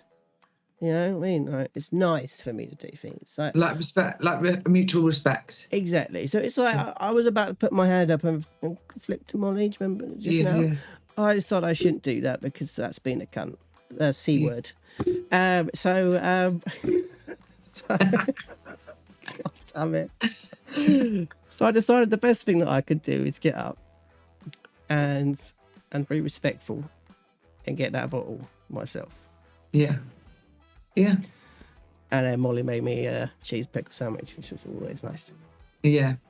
Reciprocity. Reciprocity, yeah. Yeah, that's it, yeah. But yeah, there's loads of people where you can chat away as much as you like. And stay as long as you want. If you just want to turn around and fuck off, it's fine as well. It's up to you. Yeah. Well, thanks, Tack. Can Oshi like spin on the stool and do a thingy check? Perception check, yeah. Yeah, sure. Let's see what you see. To see if she won't recognise anyone. I don't know. To see if there's anyone looking at her. Okay. 19. Yeah, it's quite a lot of them looking at you actually. Oh shit. Okay. Wow. Because literally, she's the newbie. It's because you're the newbie and you're sat with Tack. Right. Do you know what I mean? And Tack's fairly high up in the Assassin's Guild. So you're kind of like, it's a bit like, who's this new person? Who's this new person sitting with Tack? Okay. Do you know what I mean? Then in that case, she's going to put her hood up and walk out and not speak to anyone. And nobody asks you to, like, nobody tries to say, nobody tries to stop you. And the old gnome is like, we'll see you next time. And you actually see that all he's doing is the noises. And then he just turns the key at the end and then opens the door. And as you open the door, that blinding, like, white light of the summer sun sort of, like, blasts you through. And then the door is closed behind you. You hear all the locks kind of being put back together again as the street sort of, like, continues in front of you. As you kind of look out, it's sort of like the hood goes back up. I think you tap your cigarettes. Take a fag. And you walk off. That was perfectly timed with the music. That was quite nice. Okay, so I think we're going to take a little 5-minute break there, as we see Oshi kind of walk off, hands in pockets in the sunshine. I think she might just sort of grab hold of an apple as she walks past and have a munch. So yeah, we have a little break there. That was lovely. First half. Really great scenes from really Dan and Evie. Well done, mate. Really enjoyed that, and we should return to continue kind of seeing what happens in this kind of movement towards the end of their investigations of the Nimblewright, as we say, eeny meeny Nimblewrighty. So we're about to go to break. Is there anything that we want to say before we go to break?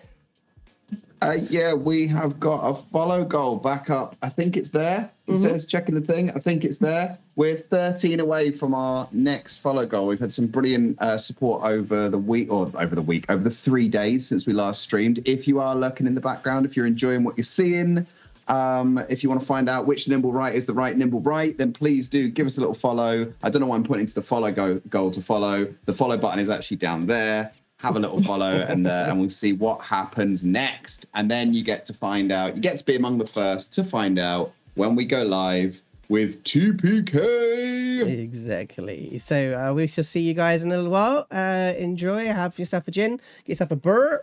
And we'll see you in about 5-10 minutes time. All righty. Bye.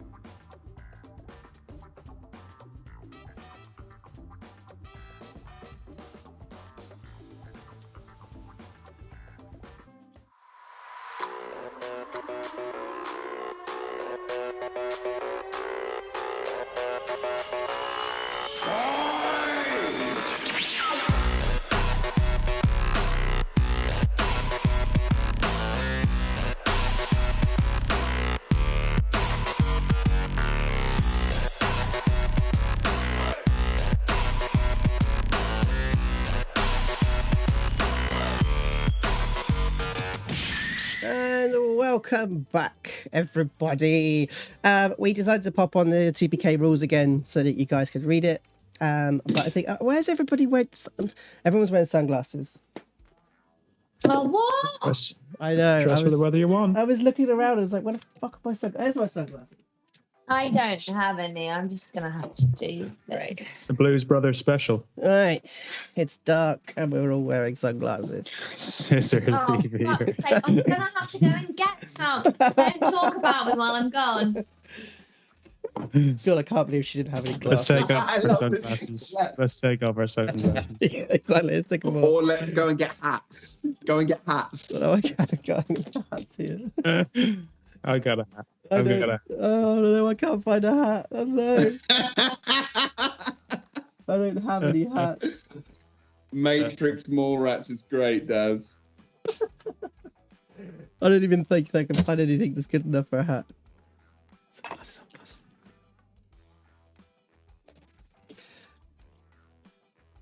Okay. All right. Seamless.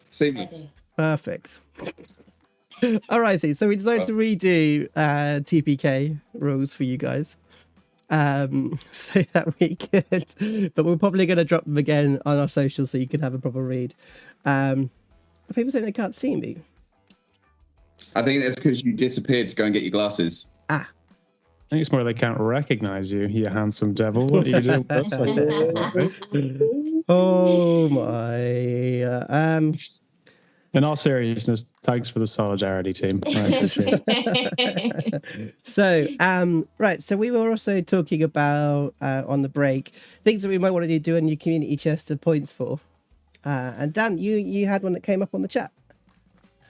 Yeah, Daz, I want to hear about your thoughts on this because Daz said special guest star one-off visit. Now, are we suggesting that you put that in for yourself as a nomination? Are you suggesting that we find someone to come in for a special guest star cameo? Are you volunteering yourself, Daz? Now that you've got a taste for D&Ding. I mean, we could just fill the community chest, and then whoever wants to be a part of it, we could put them into a draw and then draw them out, and then come in for a one part. What are you thinking? Cameo, Daz? Are you thinking you, Daz? Or are you thinking? Okay. There's a lot of questions here. I'm just going to keep talking until the chat catches up. It's all good. No Cameo. dead air around He said this. cameo. I know, but who cameo? Daz cameo? Other people cameo? Are we going to pay a celebrity to wish us happy birthday on cameo? What's going to happen? I would love it if we could get Snoop Dogg to sort of like wish us happy birthday. What? We don't need Snoop Dogg. Look at us. We all it. So basically, Daz is saying, let's have a special. Evie. Oh, So I love good. it. So he's saying some kind of special guest star, some kind of cameo, not for him. So basically, Daz is sick of just the four of us and needs some fresh blood. All right. So hopefully we can do that. Although, Joe, you had an idea of what we could do for the community chat. So I had a thought that maybe we use the community chest, like how close the pub, the Dragon's Den, is ready to be opened. And so maybe we make a community chest to see if it get ready on time. And maybe that's a nice way of it being affecting story as well. I don't know what your thoughts on that one. I mean, it would be super useful I can't because read them. Yeah, we've got positive feedback on that. Maybe it's almost like if you think about it like Monopoly, like the further you go around the board, the bougier it gets. It's like the higher we get, the closer we get to the more upmarket the spot is. I like that. So we'll have that ready. We'll have one of them ready for Thursday, and we'll have a think about this other one actually. Because it might actually be a nicer way of us doing something to get another one shot together. We can get all the special guests in, which will be quite nice. So maybe that's another thing we could do. Rob's got something to say. The trials and tribulations of Timothy Ting. There we go. All right, so that's what we're gonna call our other one. So then we'll make a one shot, all special guests. Yeah. For the You're all gnomes. Oh, gnomes. One of you can be Erskine Bling. Or Erskine Bling is the big bad. And you have to find what happens to Timothy Ting. Is one going to be Erky? Yes. No one can play Erky except for Erky. No, that's true. Yeah, we get Kurt back. Yeah, that's We true. get Kurt Oh, that's a back good for point. sure. Actually, we need to wish Kurt happy birthday because it was his birthday, wasn't it? Happy birthday. Yeah, okay, just making sure that's there. Yeah, that's a great idea. So we'll do the Timothy Ting's box and the Dragon's Den box. Also another thing about the Dragon's Den, I'm looking forward. So once we get that done, we can reveal the sign for the Dragon's Den, which is beautifully being put together by GP Daz. Go on, peace. Go on, peace, Daz. That's it, and we've seen it. And we've seen it on the Discord, and those of you who are in the Discord have seen it as well. But I think that might be a nice thing that we can do. So if we complete that, but I like the idea of the higher it is, the more bougie the pub is. Yeah, I also love that nothing we do, nothing we say, nothing we try is making Bevans budge. Yeah, she's like, no, I'm not spending any of my points on this. I want the deck of many things. I want to kill you again. I know how to do it. Bevans, Dimension. if you put all your points in, you can play for Timothy Ting. That's how to tempt it. That's how to tempt it. Well, you could probably play anyway. But no, if you put your points in, Bevans, you could get to play. You could play a gnome. Yes, I love that. Although I will say, if cameos and guest spots are your thing, we might have some stuff coming up. Yeah, true that. Always. You take. It's so much better to do plugs with sunglasses on, man. I feel really great. It's really easy. Nah, I've just caught a look of myself on the stream, and I look like a 50-year-old going to pick up their granddaughter or something from school on a very busy day. Hello, it's little Sammy here. I've kind of yes, I know it's Sammy up from the concert. Just had laser eye surgery. I don't look cool in sunglasses. This is why I never wear them, or I wear novelty ones. These are proper ones, and I look ridiculous. Like two pairs of scissors held against your eyes, you mean? That look way better. I think it's less the sunglasses; it's more the sunglasses and the headphones, combined. and the black hoodie as well. Yeah, anyone who went to Boomtown the last time it was on will sort of understand who he's cosplaying as right now. Exactly. Whereas I'm getting a kind of Clarissa Explains It All, The Adventures of Alex Mack vibe from Gabby. From Gabby, definitely. Oh, 90s chick, like. You're like Poochie. You're like Poochie off The Simpsons. You are like Poochie. Oh my god. Yes. Yeah, you look great. Yeah, that's what I want to look like. This is like Instagram versus reality. Yeah, It's like Kevin off Kevin and Perry. Oh yeah. Yeah. I want to do a sneak attack. This is Patterson. Oh my word. All right, I can be your Perry with the bucket hat. Miss Patterson. I'm a cup of tea, please, Miss Patterson. So good. Oh, I'm gonna take mine off for a bit actually, because I can't actually read what's on the chat. Let's turn that around. There we go. Okay. All right, let's stop this silliness and do more silly. Okay, so Let's get back to serious things. Timothy Tings. Timothy Tiggs. So yeah, so have that ready. What else have we got to talk about? I always forget. I've always forgotten. I think that's it. I think if we do the Timothy Tings thing, I think I'm going to try a new sort of subclass of gnome that I've been road testing. I'm going to be the garden gnome. Cool. I've just decided I'm going to be with a little fishing rod and a little hat.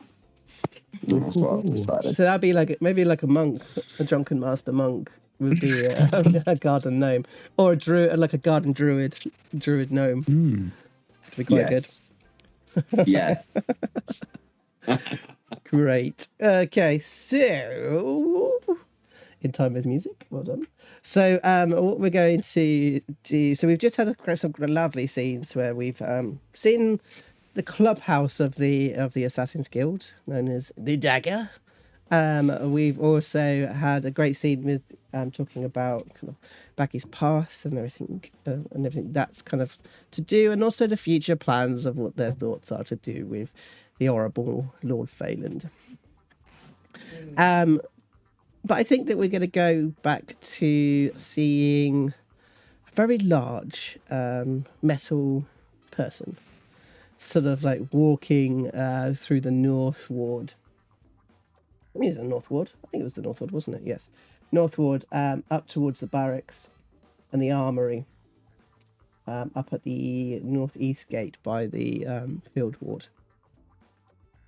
As you sort of start walking towards it, you see those two guards sort of stood at the front again. And as you kind of get about a meter away from them, they step aside to kind of let you through. Is Little Rick's with you? Yeah, so this skip behind you is sort of like running. As he's kind of coming in, he's just like, wow. As he's looking at like all of the soldiers mustered around.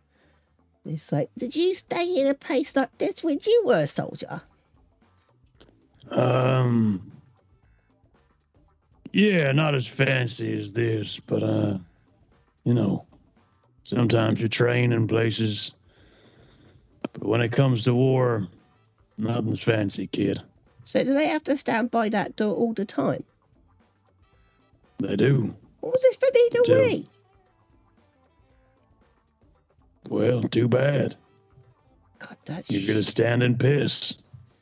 That's not very good. But you know why they stepped aside? Why? They saw you coming. Yeah. Knew that you were the champion of the red. Yeah. And he's like tries to jump up and high five you, but misses completely. And he sees, and he goes like, Phatts. Yeah. There's a Nimblewright. That's right. So you see the Nimblewright stood on it like quietly on its own in the middle of the courtyard, having its break. I think it's the one with all the armor plating on it, isn't it? He's like, that's not the right one, is it? That is not the right one. Right. Now, Little Rex, I'm about to speak to someone about a job. Why don't you go and see if you can train with some of the soldiers? Tell them Phatts sent you. Okay. And he sort of runs off. And you see over in the corner of the courtyard, there's there's a bunch of them sort of doing like line training. So they're sort of there with their shield, doing shield walls and stuff. And he runs over, and you could just see like this sergeant stood there, and then you just see little Rick's kind of go and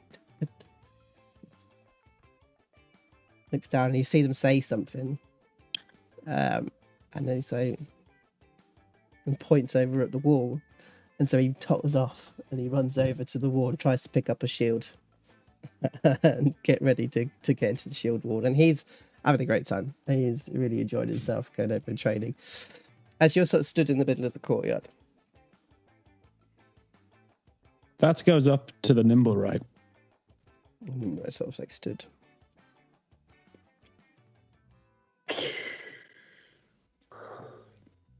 Want to smoke?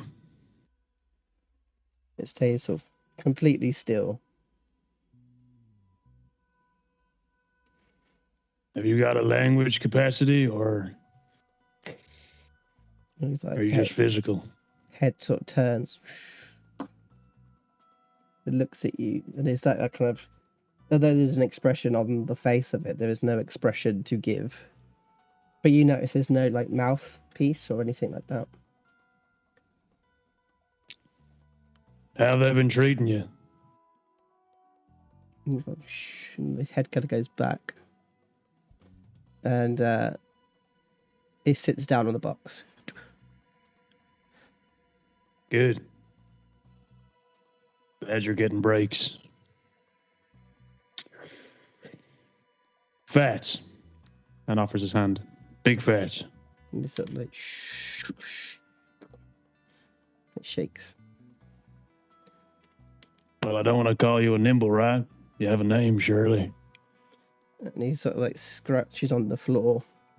3. 3. Well, all right. Listen, if Phatts looks around, if they start mistreating you, Troll Skull Alley, come find me. He sort of nods a few times. We gotta look after each other, brother. And it sort of like tilts its head in confusion.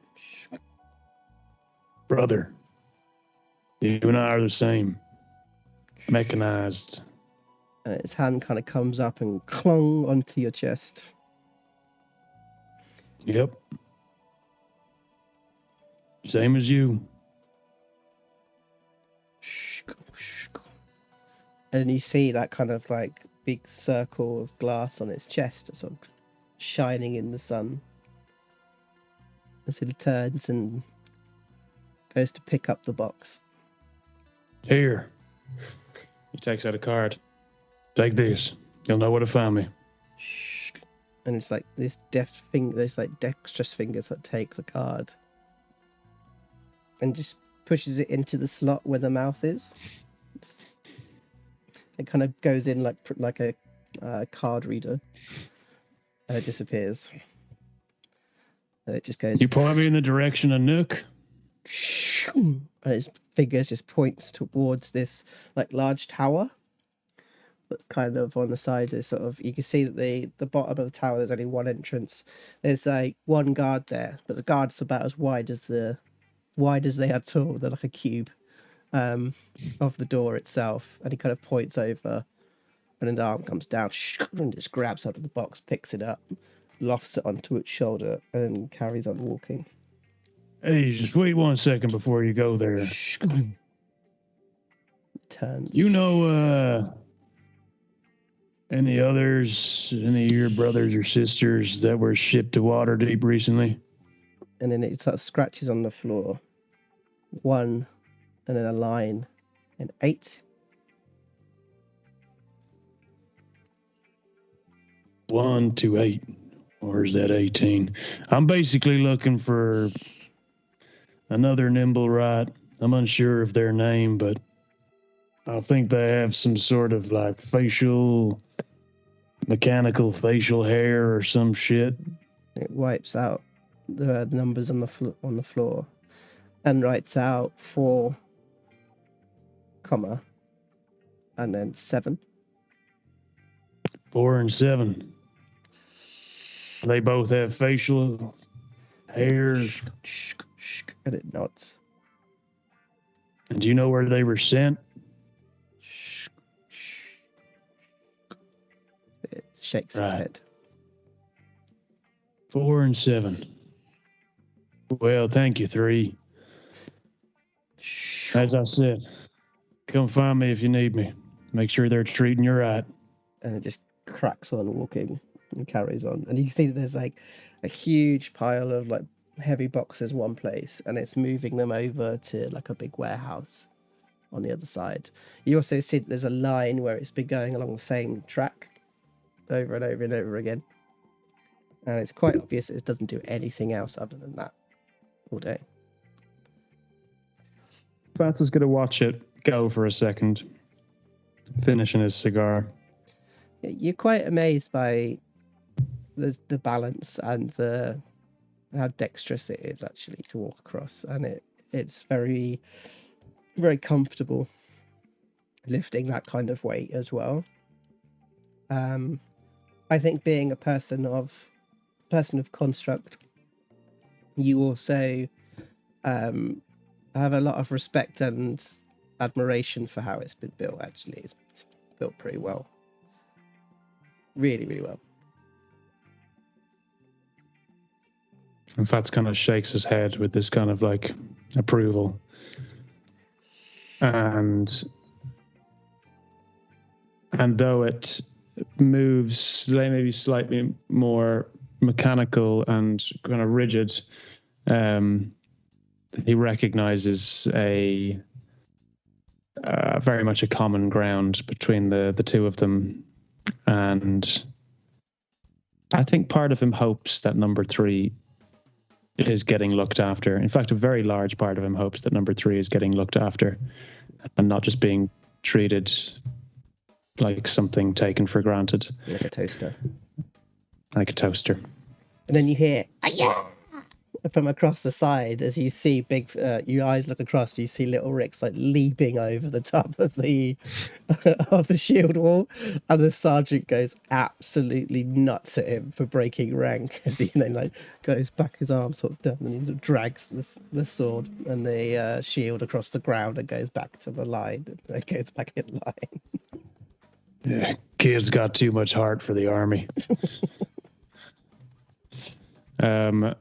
And he starts heading towards this tower that Nook is in.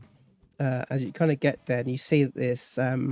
Actually, you recognize the guard that stood there.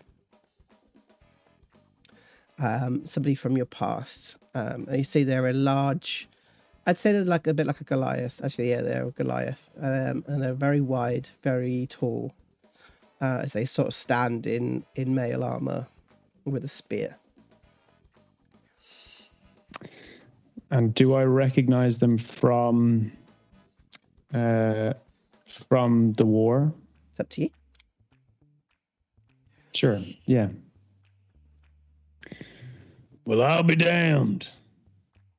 Didn't think you made it out. I see you did last. See, I didn't last. In the army? You're not in uniform. Hell no. What happened after you finished? Moved to these? Yes. I needed strong, able bodies. I had nothing else to give, nothing else to do. I spent some time on the street and I thought it was the best idea to continue making money. So you don't begrudge me for not being in uniform? Don't know if I could say that. Well, I'm glad the city looked after you risked your life. I'm here to see Nook. How are you? That's right. Is he expecting you? He is. And then he kind of like, as he kind of looks you up and down, and you can see it's very like, he's judging you as he looks you up and down. And then there's a moment when he sees that magnet of the gauntlet on your chest. It's like, and you notice that he doesn't have the gauntlet on his chest at all. Oh, sorry, my apologies. Of course, go up. You can go up. Sorry for what? I should have given you more respect. My apologies. I'm sorry. Don't please. I'm sorry for my. Because of this? Yes. We fought together long before I was wearing this. You think that would have showed me the respect that you failed to give me? Never mind. And his head sort of drops down as he realizes how wrong he has been, and steps aside. The hand opens the door for you. Hey, keep your chin up, soldier. And if you ever think about killing yourself, try smoking. And he hands him his card. He takes the card and then stands up to attention. And he just walks by. And if he doesn't take it from his hand, he drops it on the floor. I think he's going to take it. As you go in, and you see that actually this tower is largely staircase. As it leads kind of all the way up to the top.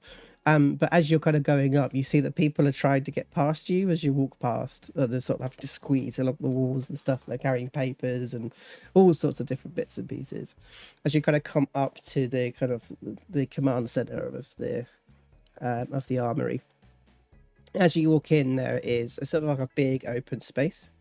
There's like a map of the city in front of you on a table, and there's like these little blocks all over the city. Sort of representing different soldiers that are around. There's a group of people that are over on the side on the wall, and they have a number of different sending stones that they're reading and sort of passing messages around. And you see behind them is a huge flag. Oh, let's drop that out of the sky. A huge flag of a big blue like gauntlet. And you see that Nim is like Nim is there kind of like taking in all of this information, sort of giving out, and he's not over the top of the map of the city. You say Nook is over the map. Joe, did you say Nook is over the map? Oh, I've lost you. I can't hear you. Oh, weird. Can anyone else hear me? Am I gone? Yeah, I can hear you both. Yeah, Can same. you guys hear each other? Yeah. Okay, I got you now. As my thing came out. Okay, sorry about that. Say that again, Rob. Did you say, is it Nook that's over the map? Yeah, sorry. I don't know why I had Nim in my head. It's Nook. No, that's good. So I was just thinking, I have not taken down notes for someone called Nim. I'm going to freestyle. Hi, buddy. Hey, Nim there. Yeah. Long time. Yeah. So And he's that's sort of kind like, hanging over the thing. It's in big conversation with a bunch of other officers. Phatts is just going to stand and like you can see that Nook is kind of busy for the time being, so he's just going to stand not at attention, but you can see that habitually Phatts kind of stands in a military fashion anyway. Yeah, sort of at ease.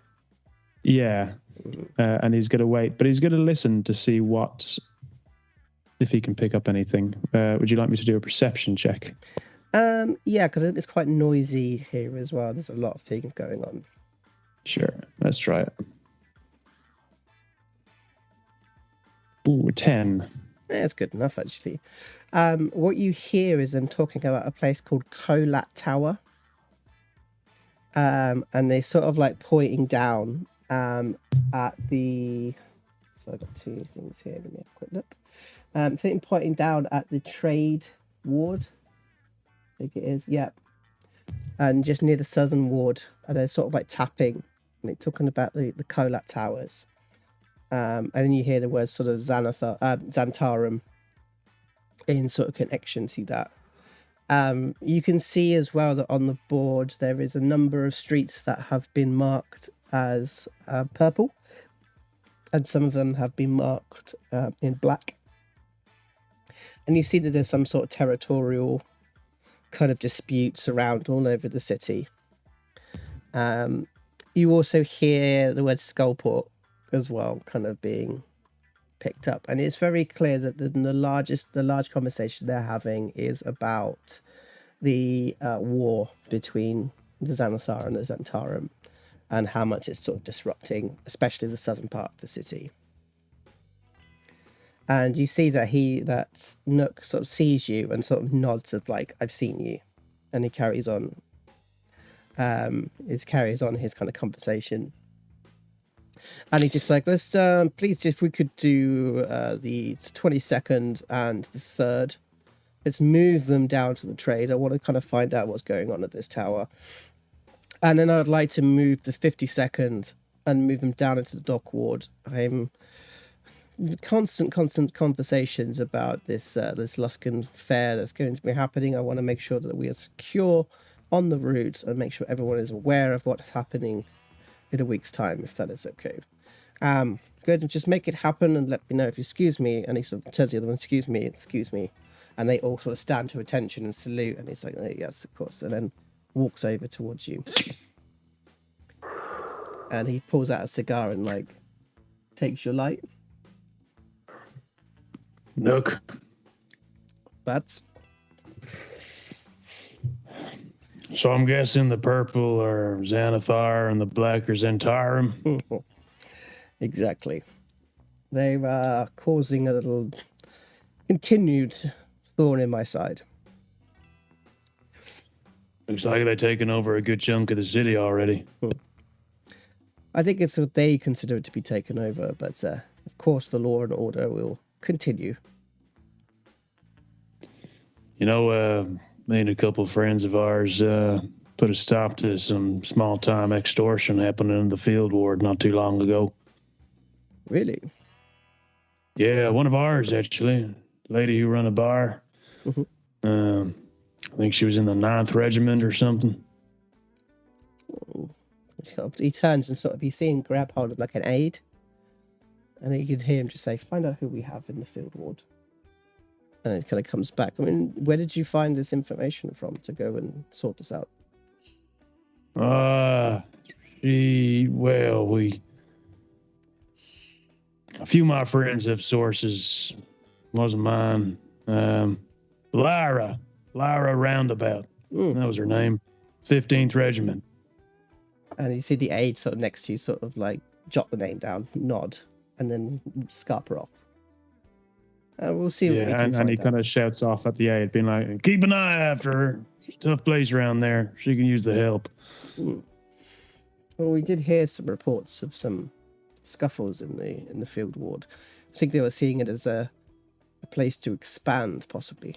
The field ward has always been a place of local gangs, local ways of making money. It's a difficult place. We tend to kind of leave it be, let it allow to create its own economies and such. But Still people dying.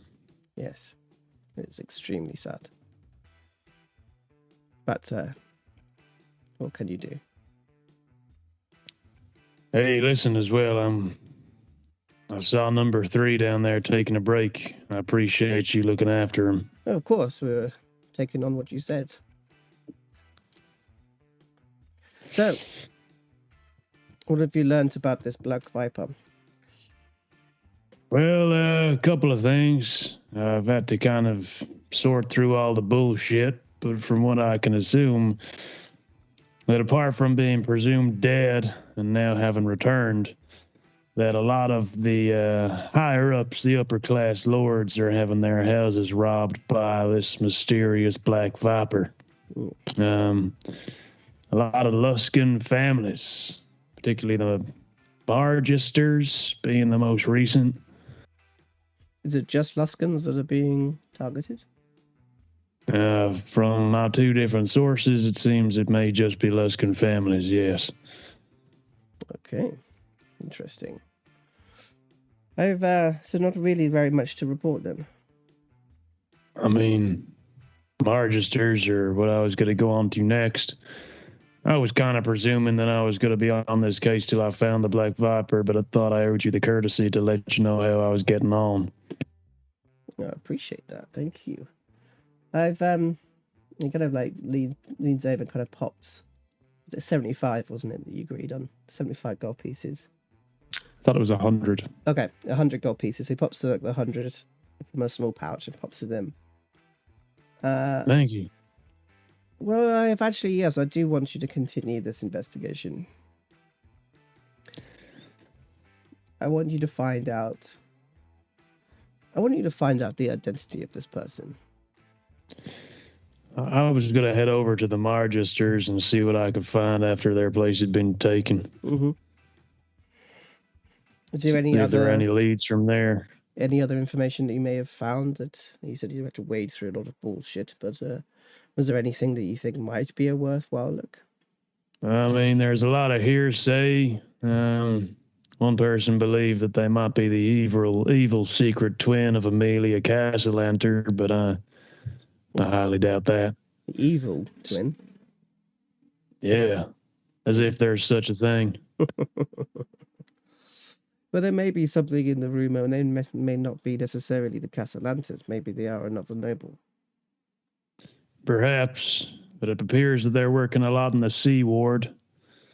A small jewel was taken from the Margisters. I'm going to try and find out what else was taken from other areas, see if this Black Viper has a particular eye for something specific, and if we can find what that specific thing is, then we can find where their next victim's going to be. I mean, I would be largely interested to find out if this is friend or foe. Sure. If I encounter the Black Viper, what route would you like me to go down? I'd like to see if you can bring them in if possible. Alive? Of course. Arguably more difficult. Yes, but we also believe in justice. They must have a trial. They must not be murdered on the streets. Or be from the field ward, it seems. Very true. Well, look. I will start placing a few more troops out in the field ward. Maybe we can see if we can bring some order there. From there, maybe we can find some aid that can come that way. Yeah, all right. Well, you've paid me the 100 for getting information. I do apologize, but I'm going to have to ask what this next payment's going to be. I think that this is a much larger job. And it's going to take you a much longer time to complete. So I'm happy to offer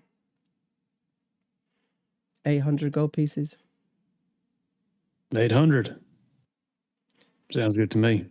Now, if you manage to if you manage to actually bring them in, I'll pay you 1,000.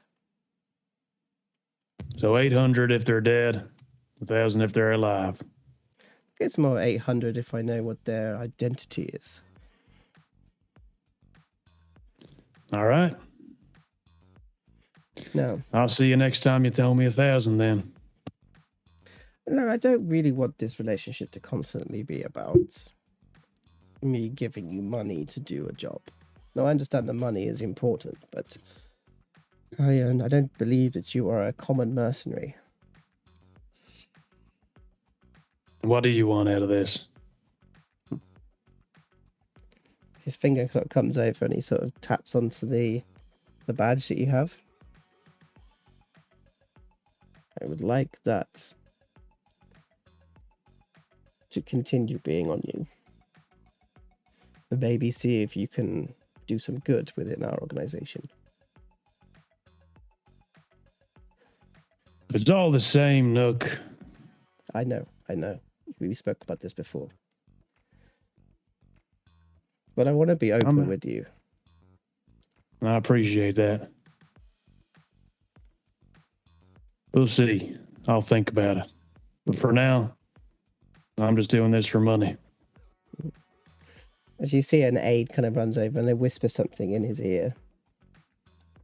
He sort of turns over. Can you do a perception check for me?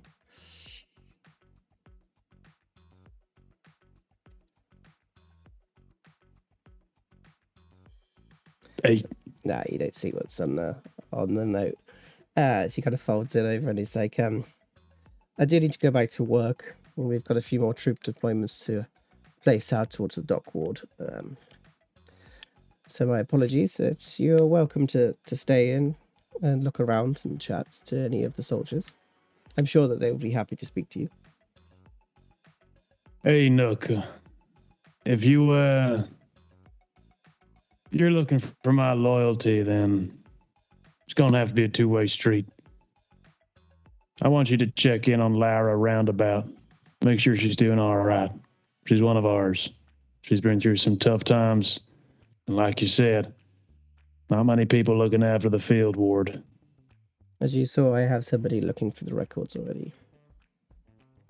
Good. I'll send someone. We're taking. It's a step in the right direction. I might stick around, but I can see that you're busy. Thank you for your time. Of course. He sort of turns around and sort of takes his cigar, and he sort of, as he turns to you and goes like, "Do you have anything better than this? Like, this is for my own stock." I sure do. He sort of takes it. God, that is bloody good. He sort of throws his on the floor and sort of stamps it out and pops it in his top pocket instead. But let me tell you, you come to me looking for more of those, I want that strictly to be a money thing. Do you understand? Of course. Good. And he taps him on the chest. None of that shit. I don't think I would do. Between a businessman and duty are two completely different things. Sometimes they're hard to decipher. Anyway, Nook, I'll see you soon. Of course. And he sort of just turns and goes straight back to the table and then straight into another conversation with somebody else. Is there anyone of interest in this room? I mean, it seems like because it's a place of business, it's going to be difficult to talk to people up here, but... There's a lot of people here. There's a lot of soldiers here doing a lot of different things. I think when it comes to interest, there's a lot going on. It's largely intelligence gathering. It's you can see that there's a lot of troop movements. There's a lot of information being passed around. You also have to remember that you also have a badge. Sure, okay. Yeah, so I'm not going to be questioned. Is there anything immediately identifiable that's to do with the Luskans or Luskan? I think that there is. You can see that there's a kid that's over in the corner who's got all the sending stones, and they've got, just as above them, docks and harbour. And you can see as you're looking around, you see that there's lots of a board next to them. There's a title that says Luskan, and there's sort of like lots of bits of paper all over the wall. You see that they are a young satyr. And they're sort of like, their horns are sort of up here and they've got like post-it notes on the horns and they're like pulling them off and like hanging them on stuff as they're kind of searching through all of these sending stones. Phatts is going to kind of slowly lumber over. I'm looking for information on the Luskans. Luskans? That's right. What type of information are you looking for? Well, maybe in particular the new the carnival that's coming to town. Yes, the Mayfarers, the 3 boats. Yes. 3 boats, yeah. The eye catcher, and it sort of like points over towards the board. The Hellraiser and the Heartbreaker. Now, are these on our list of things that we're looking out for, or do they seem, excuse the pun, above board? I think the main question here is we've been getting a lot of activity from, there seems to be spies or some sort within the dock wards. Increased into activity, especially in this area here. He sort of like points over towards the kind of the harbour docks and leading up towards sort of Skullport, etc. I've seen a lot of bucks coming out and crates going up towards the sea ward, which is always a concern of ours. And why would that be a concern? It seems as if they're dropping off a lot of crates, trade. Now the fair is not supposed to be trading, they're not traders. I see. Why do you think that they're in town then? This carnival, you think it's a front? Not too sure. I mean, we took a delivery ourselves of one of their cargo. It seems like a fucking stupid idea if you think that there are spies getting on those ships. The thing is, it's a way of us being able to gather more information. We now have somebody on the inside who trusts us, who's able to talk to us. You know, sometimes information isn't about standing in the shadows, or sometimes it's about being in the open. Yeah, well, I'm just a fighter. I'm not much of a thinker, but,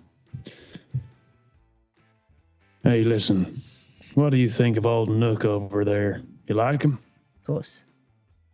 It's not because he's my superior officer. He is good and, I would say, gentle, but a fair man. Fair. Very much so. He loves this city. He loves justice. Okay. Well, especially if you get back to work. Do you want to do a quick perception check? I sure as hell do. There's a hell of a lot of information here, so I think the more looking around you can do, the better. Now, tell me, Daniel, do I have any of those bombs? I do not. Well, we're just going on pure old luck then. Ka-chow. We got 13. 13. Great. Lucky number. You see a name on the board. Lord Zord. Lord Zord. Yeah, Lord Zord. Maybe you got some bullying in school. That's a name that kind of like is sort of, circled quite a few times. You also see that there's a note next to. Everyone's giving you advantage now.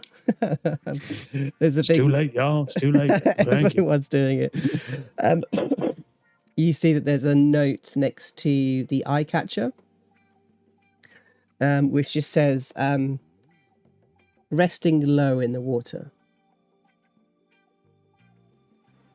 And I was trying to write down the names of the boats as you were saying them. Mm-hmm. It was Eyecatcher, Hellraiser, and the Heartbreaker. And the Heartbreaker, great. And the Eyecatcher is resting low in the water. Sweet. Mm-hmm. You also see there's another one which says that the Eyecatcher is out in the harbour. So it's sort of separated from the other two. Great. And sorry, I've got cars going past. My apologies. No, don't worry. Phatts thinks that equates to the eye catcher must be where the majority of the shipments are coming to because it's resting low, or all the shipments are being stored in the eye catcher because it's lower in the water and heavier. Lord Zord, does that have any other information around that, or is it just a name? Just a name. In fact, there's unusual that there's such little information. Like everything else, there's loads of info about movements, loads of things about people being spotted. There's loads of things about crates being moved, 8 crates that have moved across the city to different places.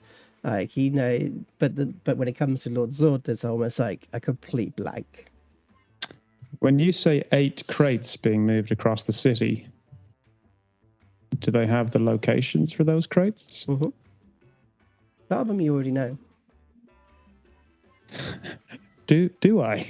Yeah. Oh, yes. Oh, we already know that information. So... Yes. Good. It was more confirmation of the knowledge.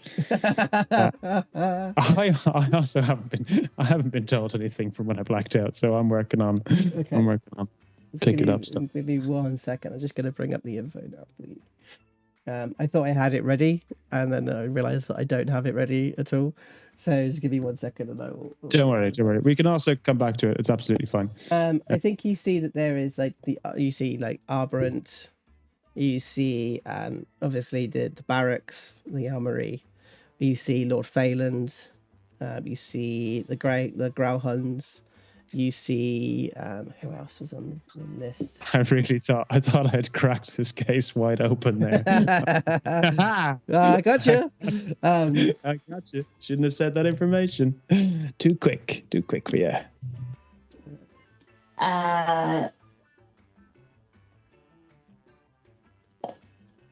Is this the Nimblewright list? Yeah, there's a Nimblewright list. So Val, Gentris, Summertine, Adabrant, Phelan, Growland, City Watch Armories, Lord Corindel Zentar. Mm-hmm. I think that's it. Okay, cool. There's Gotcha. there's a couple of other names on that list, which I'll come back to because I can't load up the system. Great, no problem. There's a couple of other lords. It's all lords and nobles that you can see. Right. Did we see that the one that was from the Magic Victorias? We saw those, didn't we? Oh, here we go. Hang on. Is that the lady that watched Florida? Yeah. Val, Gentris, Summertine. Yeah. Arborant, Delzentir, House of Wonders, City Armory. Ah, you see the one which is Mother Tamira's House of Graces. It's another one you see. Which, yeah, if you want to do a history check on that, I'll let you know if you know what it is. Okay, let's try it. And I'm going to use... Oh, Jesus. Thank you very much, everyone, for just spamming advantage for everyone. You now have 3. Yay! I'm going to use one of them in my history check. It's going to be nat ones, baby. I feel Here we them. go. Oh, no. It was 11 because you use your advantage. You know it to be a finishing school. It's a finishing school in the Sea Ward. Sort of like Deputy Thompson, like making children of like upper class stuff. That was called what now? Sorry. Mother Tamira's or Tamara's House of Graces. Lovely. And I think, yeah, and then you see the name, you see the Castellantas on there as well. Right. But Lord Zord is circled with no information around them. No. For you guys, the rest of the 3 of you, I don't think the Castellantas was on your original list either. No, so that is new. So you've had 2 new ones. Tamara's House of Graces and the Castellantas. That's good, because I had Castellantas ? So now it's going to be an exclamation mark. I'm just going to write in it next to Castellantas. Oh, fucking hell, Dan. I've got to update this. Castellantas are in it. But yes, you'd have no idea what this Lord Zord is in reference to, but it seems it just doesn't have any information, but it's definitely part of the Luskans in some way. Great. One more piece of information you see. Oh. Hey. Which is why human ? Why human ? Yeah. Is that near any particular piece of information? I think it's in the Luskan section of thoughts, of like notes. Great. Now, with your history check, I will allow you to know that Luskans are drow. Elvish drow. Right. Thank you. Cool. Well, think Phatts slightly overwhelmed with all the information. He's not used to getting information and is now fearing going into system shutdown and murder streak. He will beeline out of the... Before you do, Daniel, the satyr, it's going to say, 1 second. It rummages out. It pulls out a stone and puts one stone on the wall and hands you another stone. Huh? If you get any information, it might be worth it, and then maybe I can help you on the field. How the fuck does this thing work? Did you just see how the fuck does this thing work on his stone? And he just goes, like that. And then you see on yours, like that. So were you like listening to me the whole time or what? No. You have to bring it to your mouth. Go fuck yourself.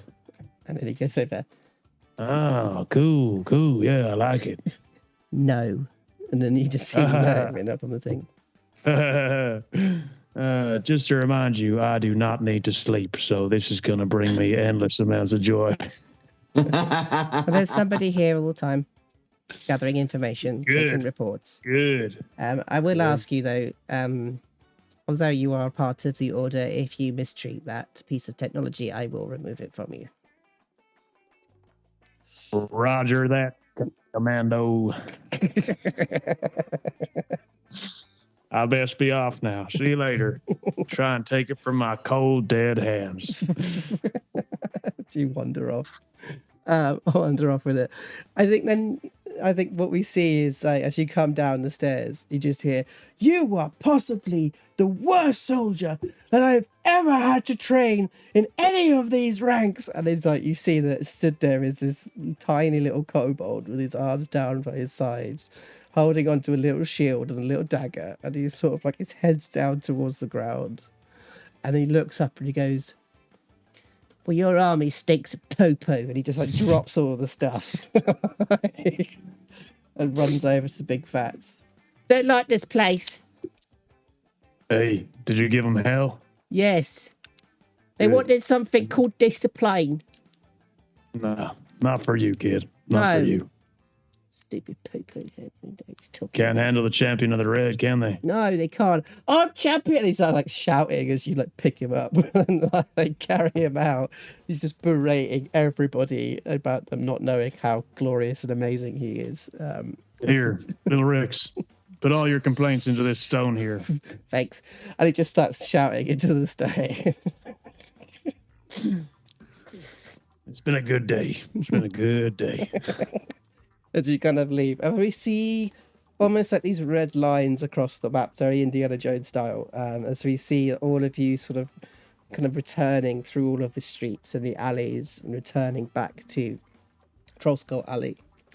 As you guys sort of come in, the whole place is like a complete building site.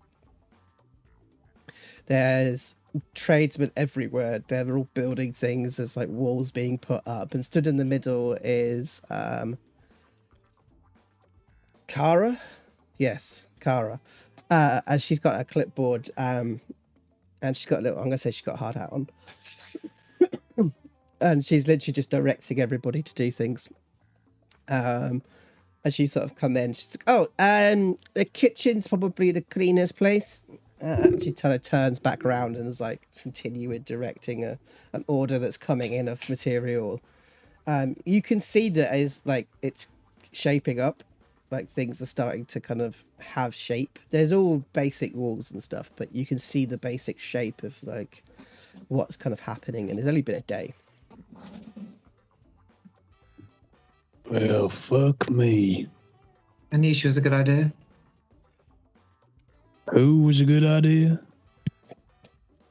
The daughter of the woman's whose house you smashed up is now. She here? Yeah. She's here already? Yeah. Yeah. Why was I not told?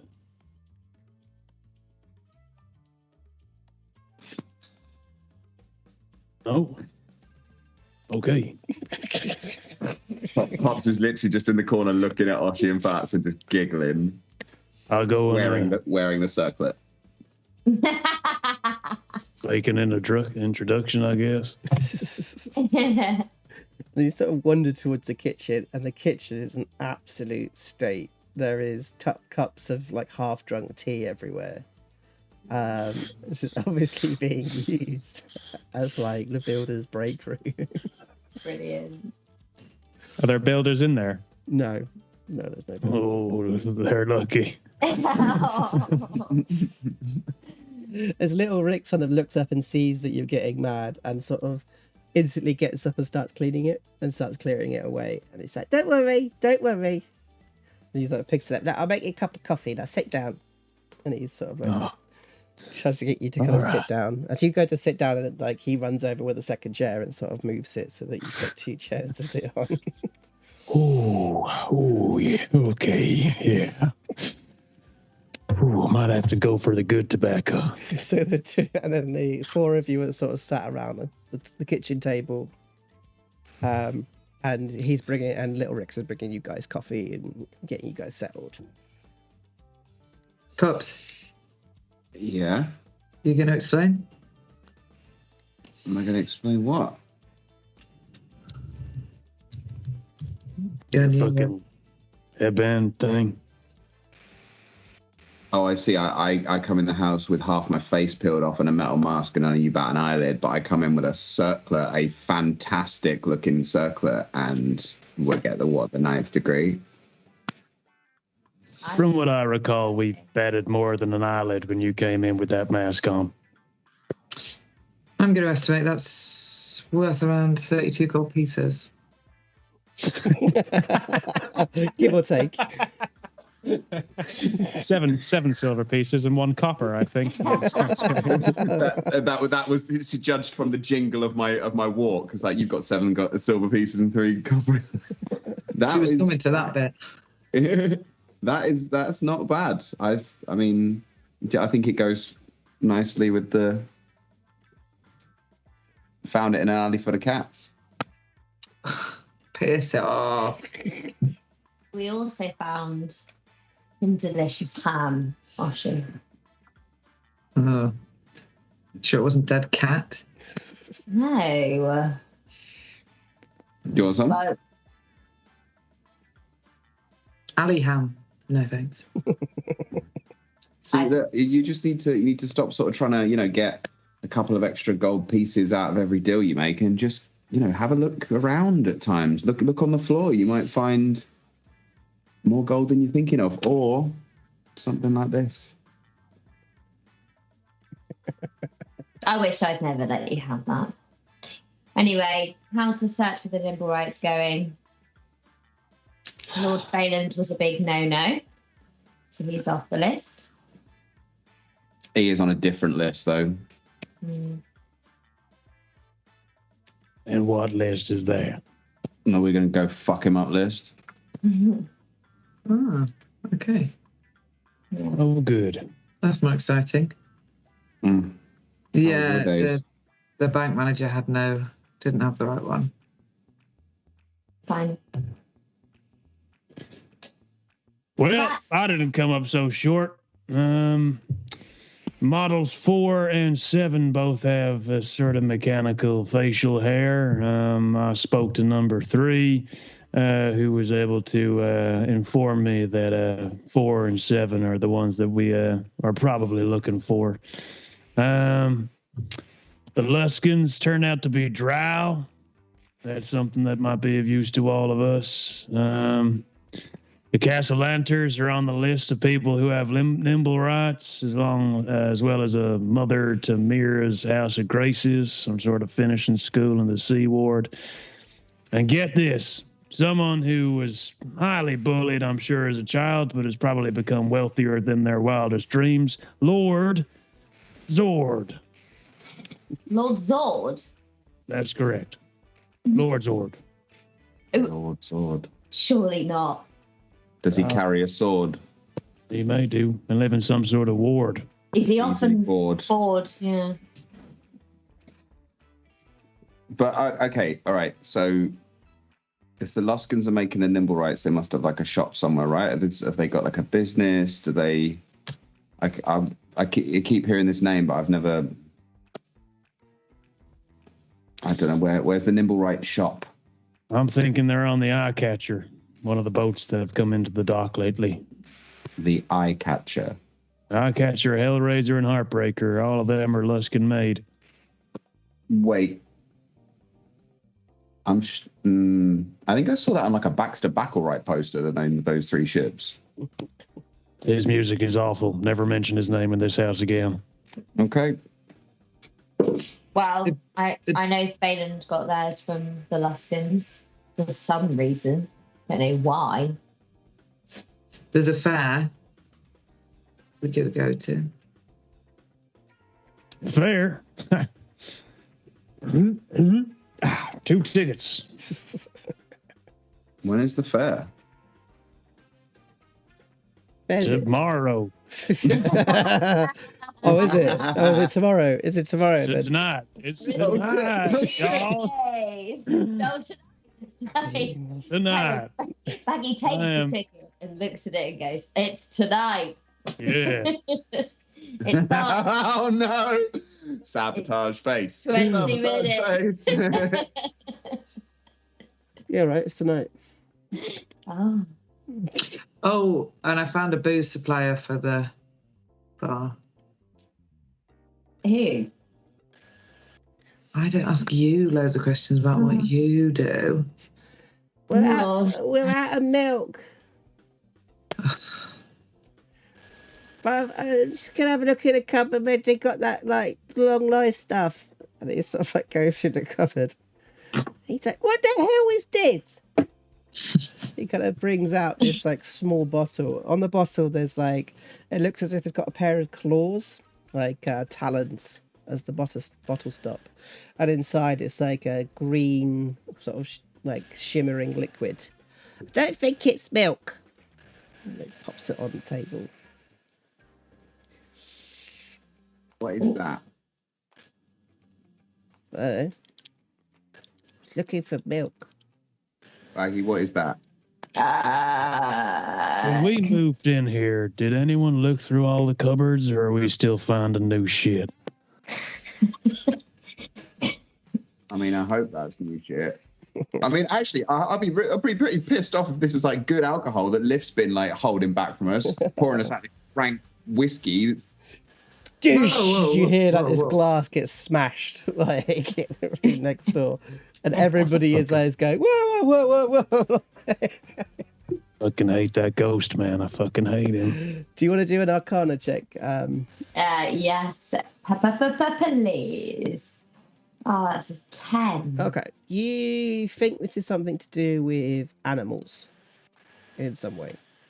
Ooh. I'll let you study it again next session. Ooh, okay. Okay. Yeah, I sort of like, you looked at it. Yeah, the carnival is tonight. When was it supposed to be? Yeah. My notes say 4 to 5 weeks. Oh shit. No, let's do it in 4 to 5 weeks. But yeah, oh no, it's not this month. It's next month. Next month. Yeah, it got delayed. COVID. Lord COVID. Lord Zord. Yeah, the patron. Lord Zord. The naming continues when it comes to Dragon Heist, isn't it? Xanathar, Zentarum, Lord Zord. Like, Are these all in the yes. What's it called? Yes. I've never heard a Z in Dungeons and Dragons at all, and apparently they've saved them all for Dragon Heist. But I think you guys spent a bit of time sort of like pooling your information together. And sort of thoughts begin to kind of come across you guys about maybe what you're going to do tomorrow. As you start thinking about the future from everything that you've kind of compiled in the present. I'm getting a bit tired of going from pillar to post to try and find all these Nimblewrights. Why don't we just go to source? If they got ships in the harbour, let's just go.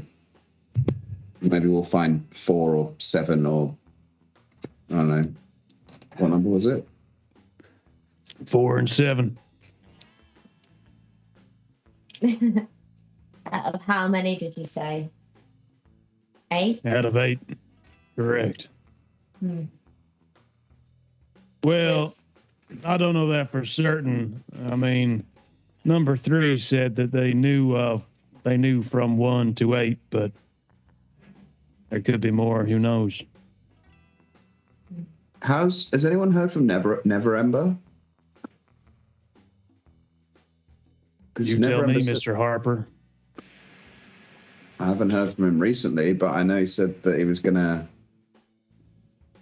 look into pretending to buy one of these things. So maybe we go with him and with a big old bag of gold and see what we can find out while we're there. Now, where's this big old bag of gold gonna come from? He said he was gonna he said he had like 25k that he was gonna try and spend on a Nimblewright. Joe, is that what happened? Yep. Okay. Good. Sure. Let's try and buy one. Or just, give the guys of trying to buy one and just use that to sneak in or get close to Luskan. Like, it's got to be easier than going to tipping off this list. We could also approach maybe the 2 other houses that we haven't been to in the guise of maybe wanting to buy a Nimblewright, hearing that these have been sold here. How's it keeping? Should we buy one? Yeah.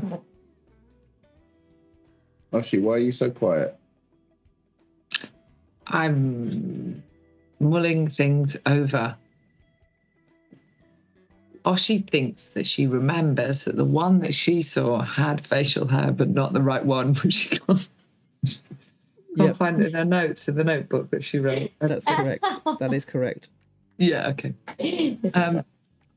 I don't know what number it was, but I've seen one with facial hair, not the correct one.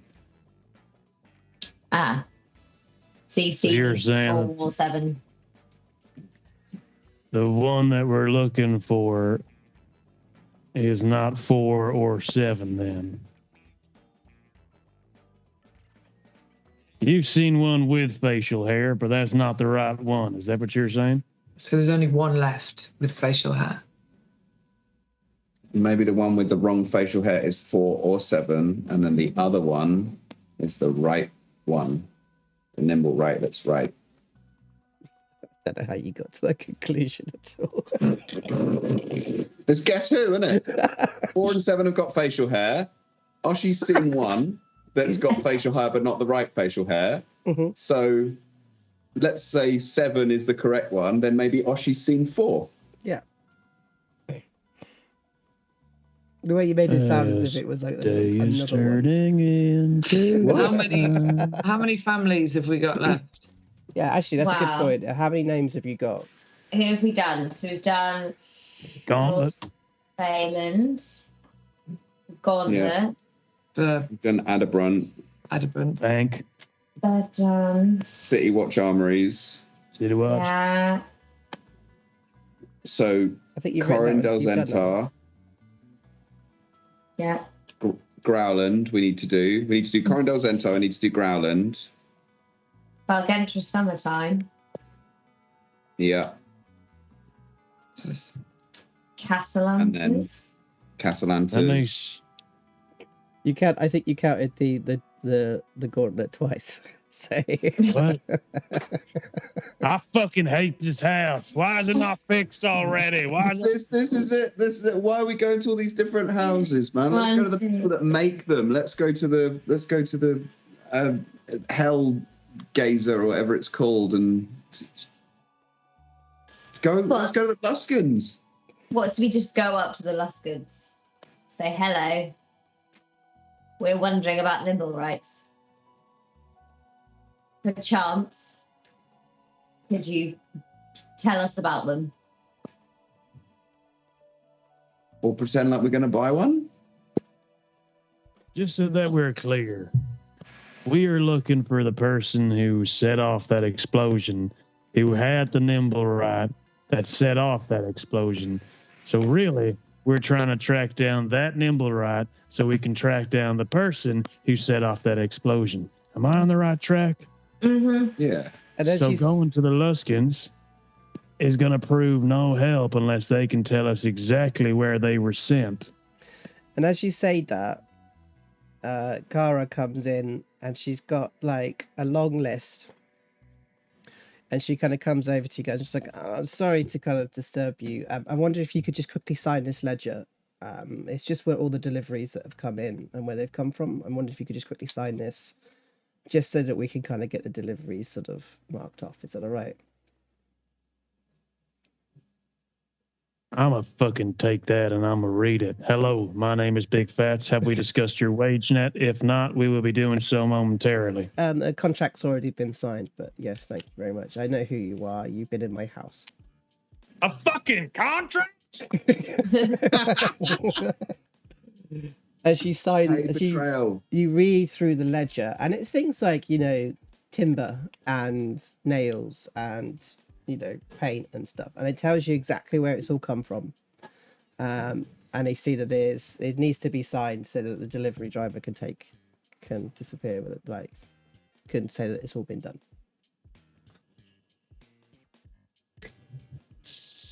You'll know what it means. Thank you very much. And she kind of leaves and like looks at it and like just gets rid of the embers and sort of like takes it over. That thought of the ledger kind of kicks through a little bit with you, Big Phatts, as you kind of have an idea. Ka-ching! Wait a minute. Shut up, everyone. Shut up, everyone. Shut up. Clunk! As a cog turns in the head. What if we went directly to the Luskans? Now, hear me out on this. And we found the little book that says where all of the shipments went.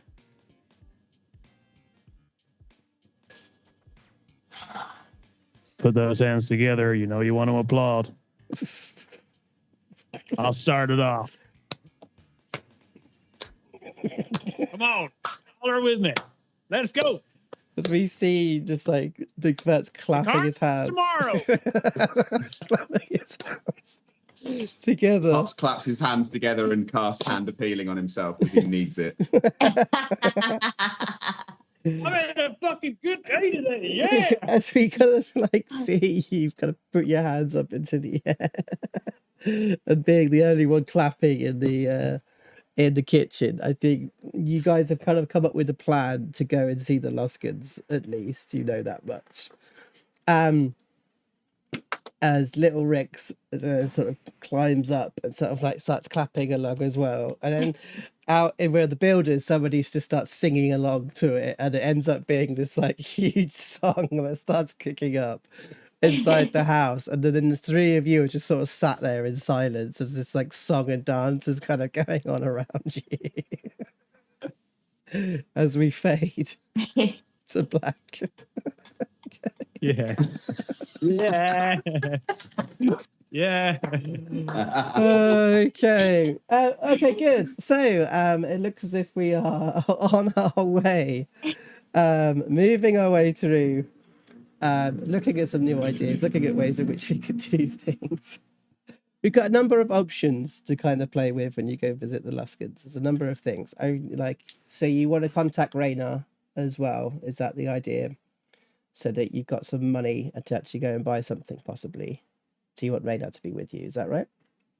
Well, I guess that was like an original plan, but if we're just going to go and break in and steal all the paper, I mean, they could be a great distraction, and then we can sneak in and steal the paperwork then. Yeah, I feel like a little cheeky heist would be fun. Mm-hmm. If we can.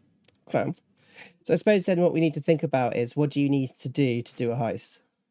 What info do you need to do the heist? Yeah. And where could you get that from? Yeah. Need layouts of the ship. Yeah. Need to go down to the docks. Need to go scope it out. Right. Reconnaissance. I don't have to breathe. Oh, so you can just walk along the seabed? Mm-hmm. Ooh. Like Pirates of the Caribbean, the first one. Yeah. Okay, so you got Except that idea. metal. You also, Yeah. if you see, what you've actually got around you. So you've got somebody who could walk across the water. You've got somebody who is, let's face it, the face of the party who can talk their way into things. Thank you. We've got somebody who's incredibly technical, who also knows how to get hold of blueprints and stuff like this. I think that like ships might be a little bit different, but maybe there's something we can work with around that. We got the Harbour Master must know information about. Okay, so we want to go chat to the Harbour Master. Okay, so we've got somebody who's incredibly sneaky. 2 people is incredibly sneaky. 3 people. So you've got lots of different ways that we can go. So maybe what we should do is when we come on Thursday, first part we'll actually talk about what the plan is. So if you guys have a think about what the plan is, and we can kind of come together and sort of see what you think the plan will be, and then we'll see how well you don't do that plan. How's that sound? Yeah. Great. And then we just start beating things up. Yeah. Yeah. We're all going to die. Great. Well, but I think that kind of like we're on our way. I think I've had a lot of good fun. I think everybody at home has had a good one. I think you guys have had a good time. I think I had fun. It's been I'm Rod Burgundy. to use Big Phatts' line of like, it has been a great day. And I think that it's now time to say the usual thing I always like to say, which is constantly and always be planning those heists, especially against your landlords. If you can nick something for free from Amazon, do it. And such as punching a delivery driver. Exactly. And the other thing is make sure you go to your local shops for your local things. You don't need to go to Tesco. So I will see you guys next time. Enjoy yourselves, and a big love. Bye-bye. What time are we streaming on Thursday? 2:00. Sweet. Carnival tomorrow. 2:00. Too cool. See you later. Love you guys. Bye. I'm saying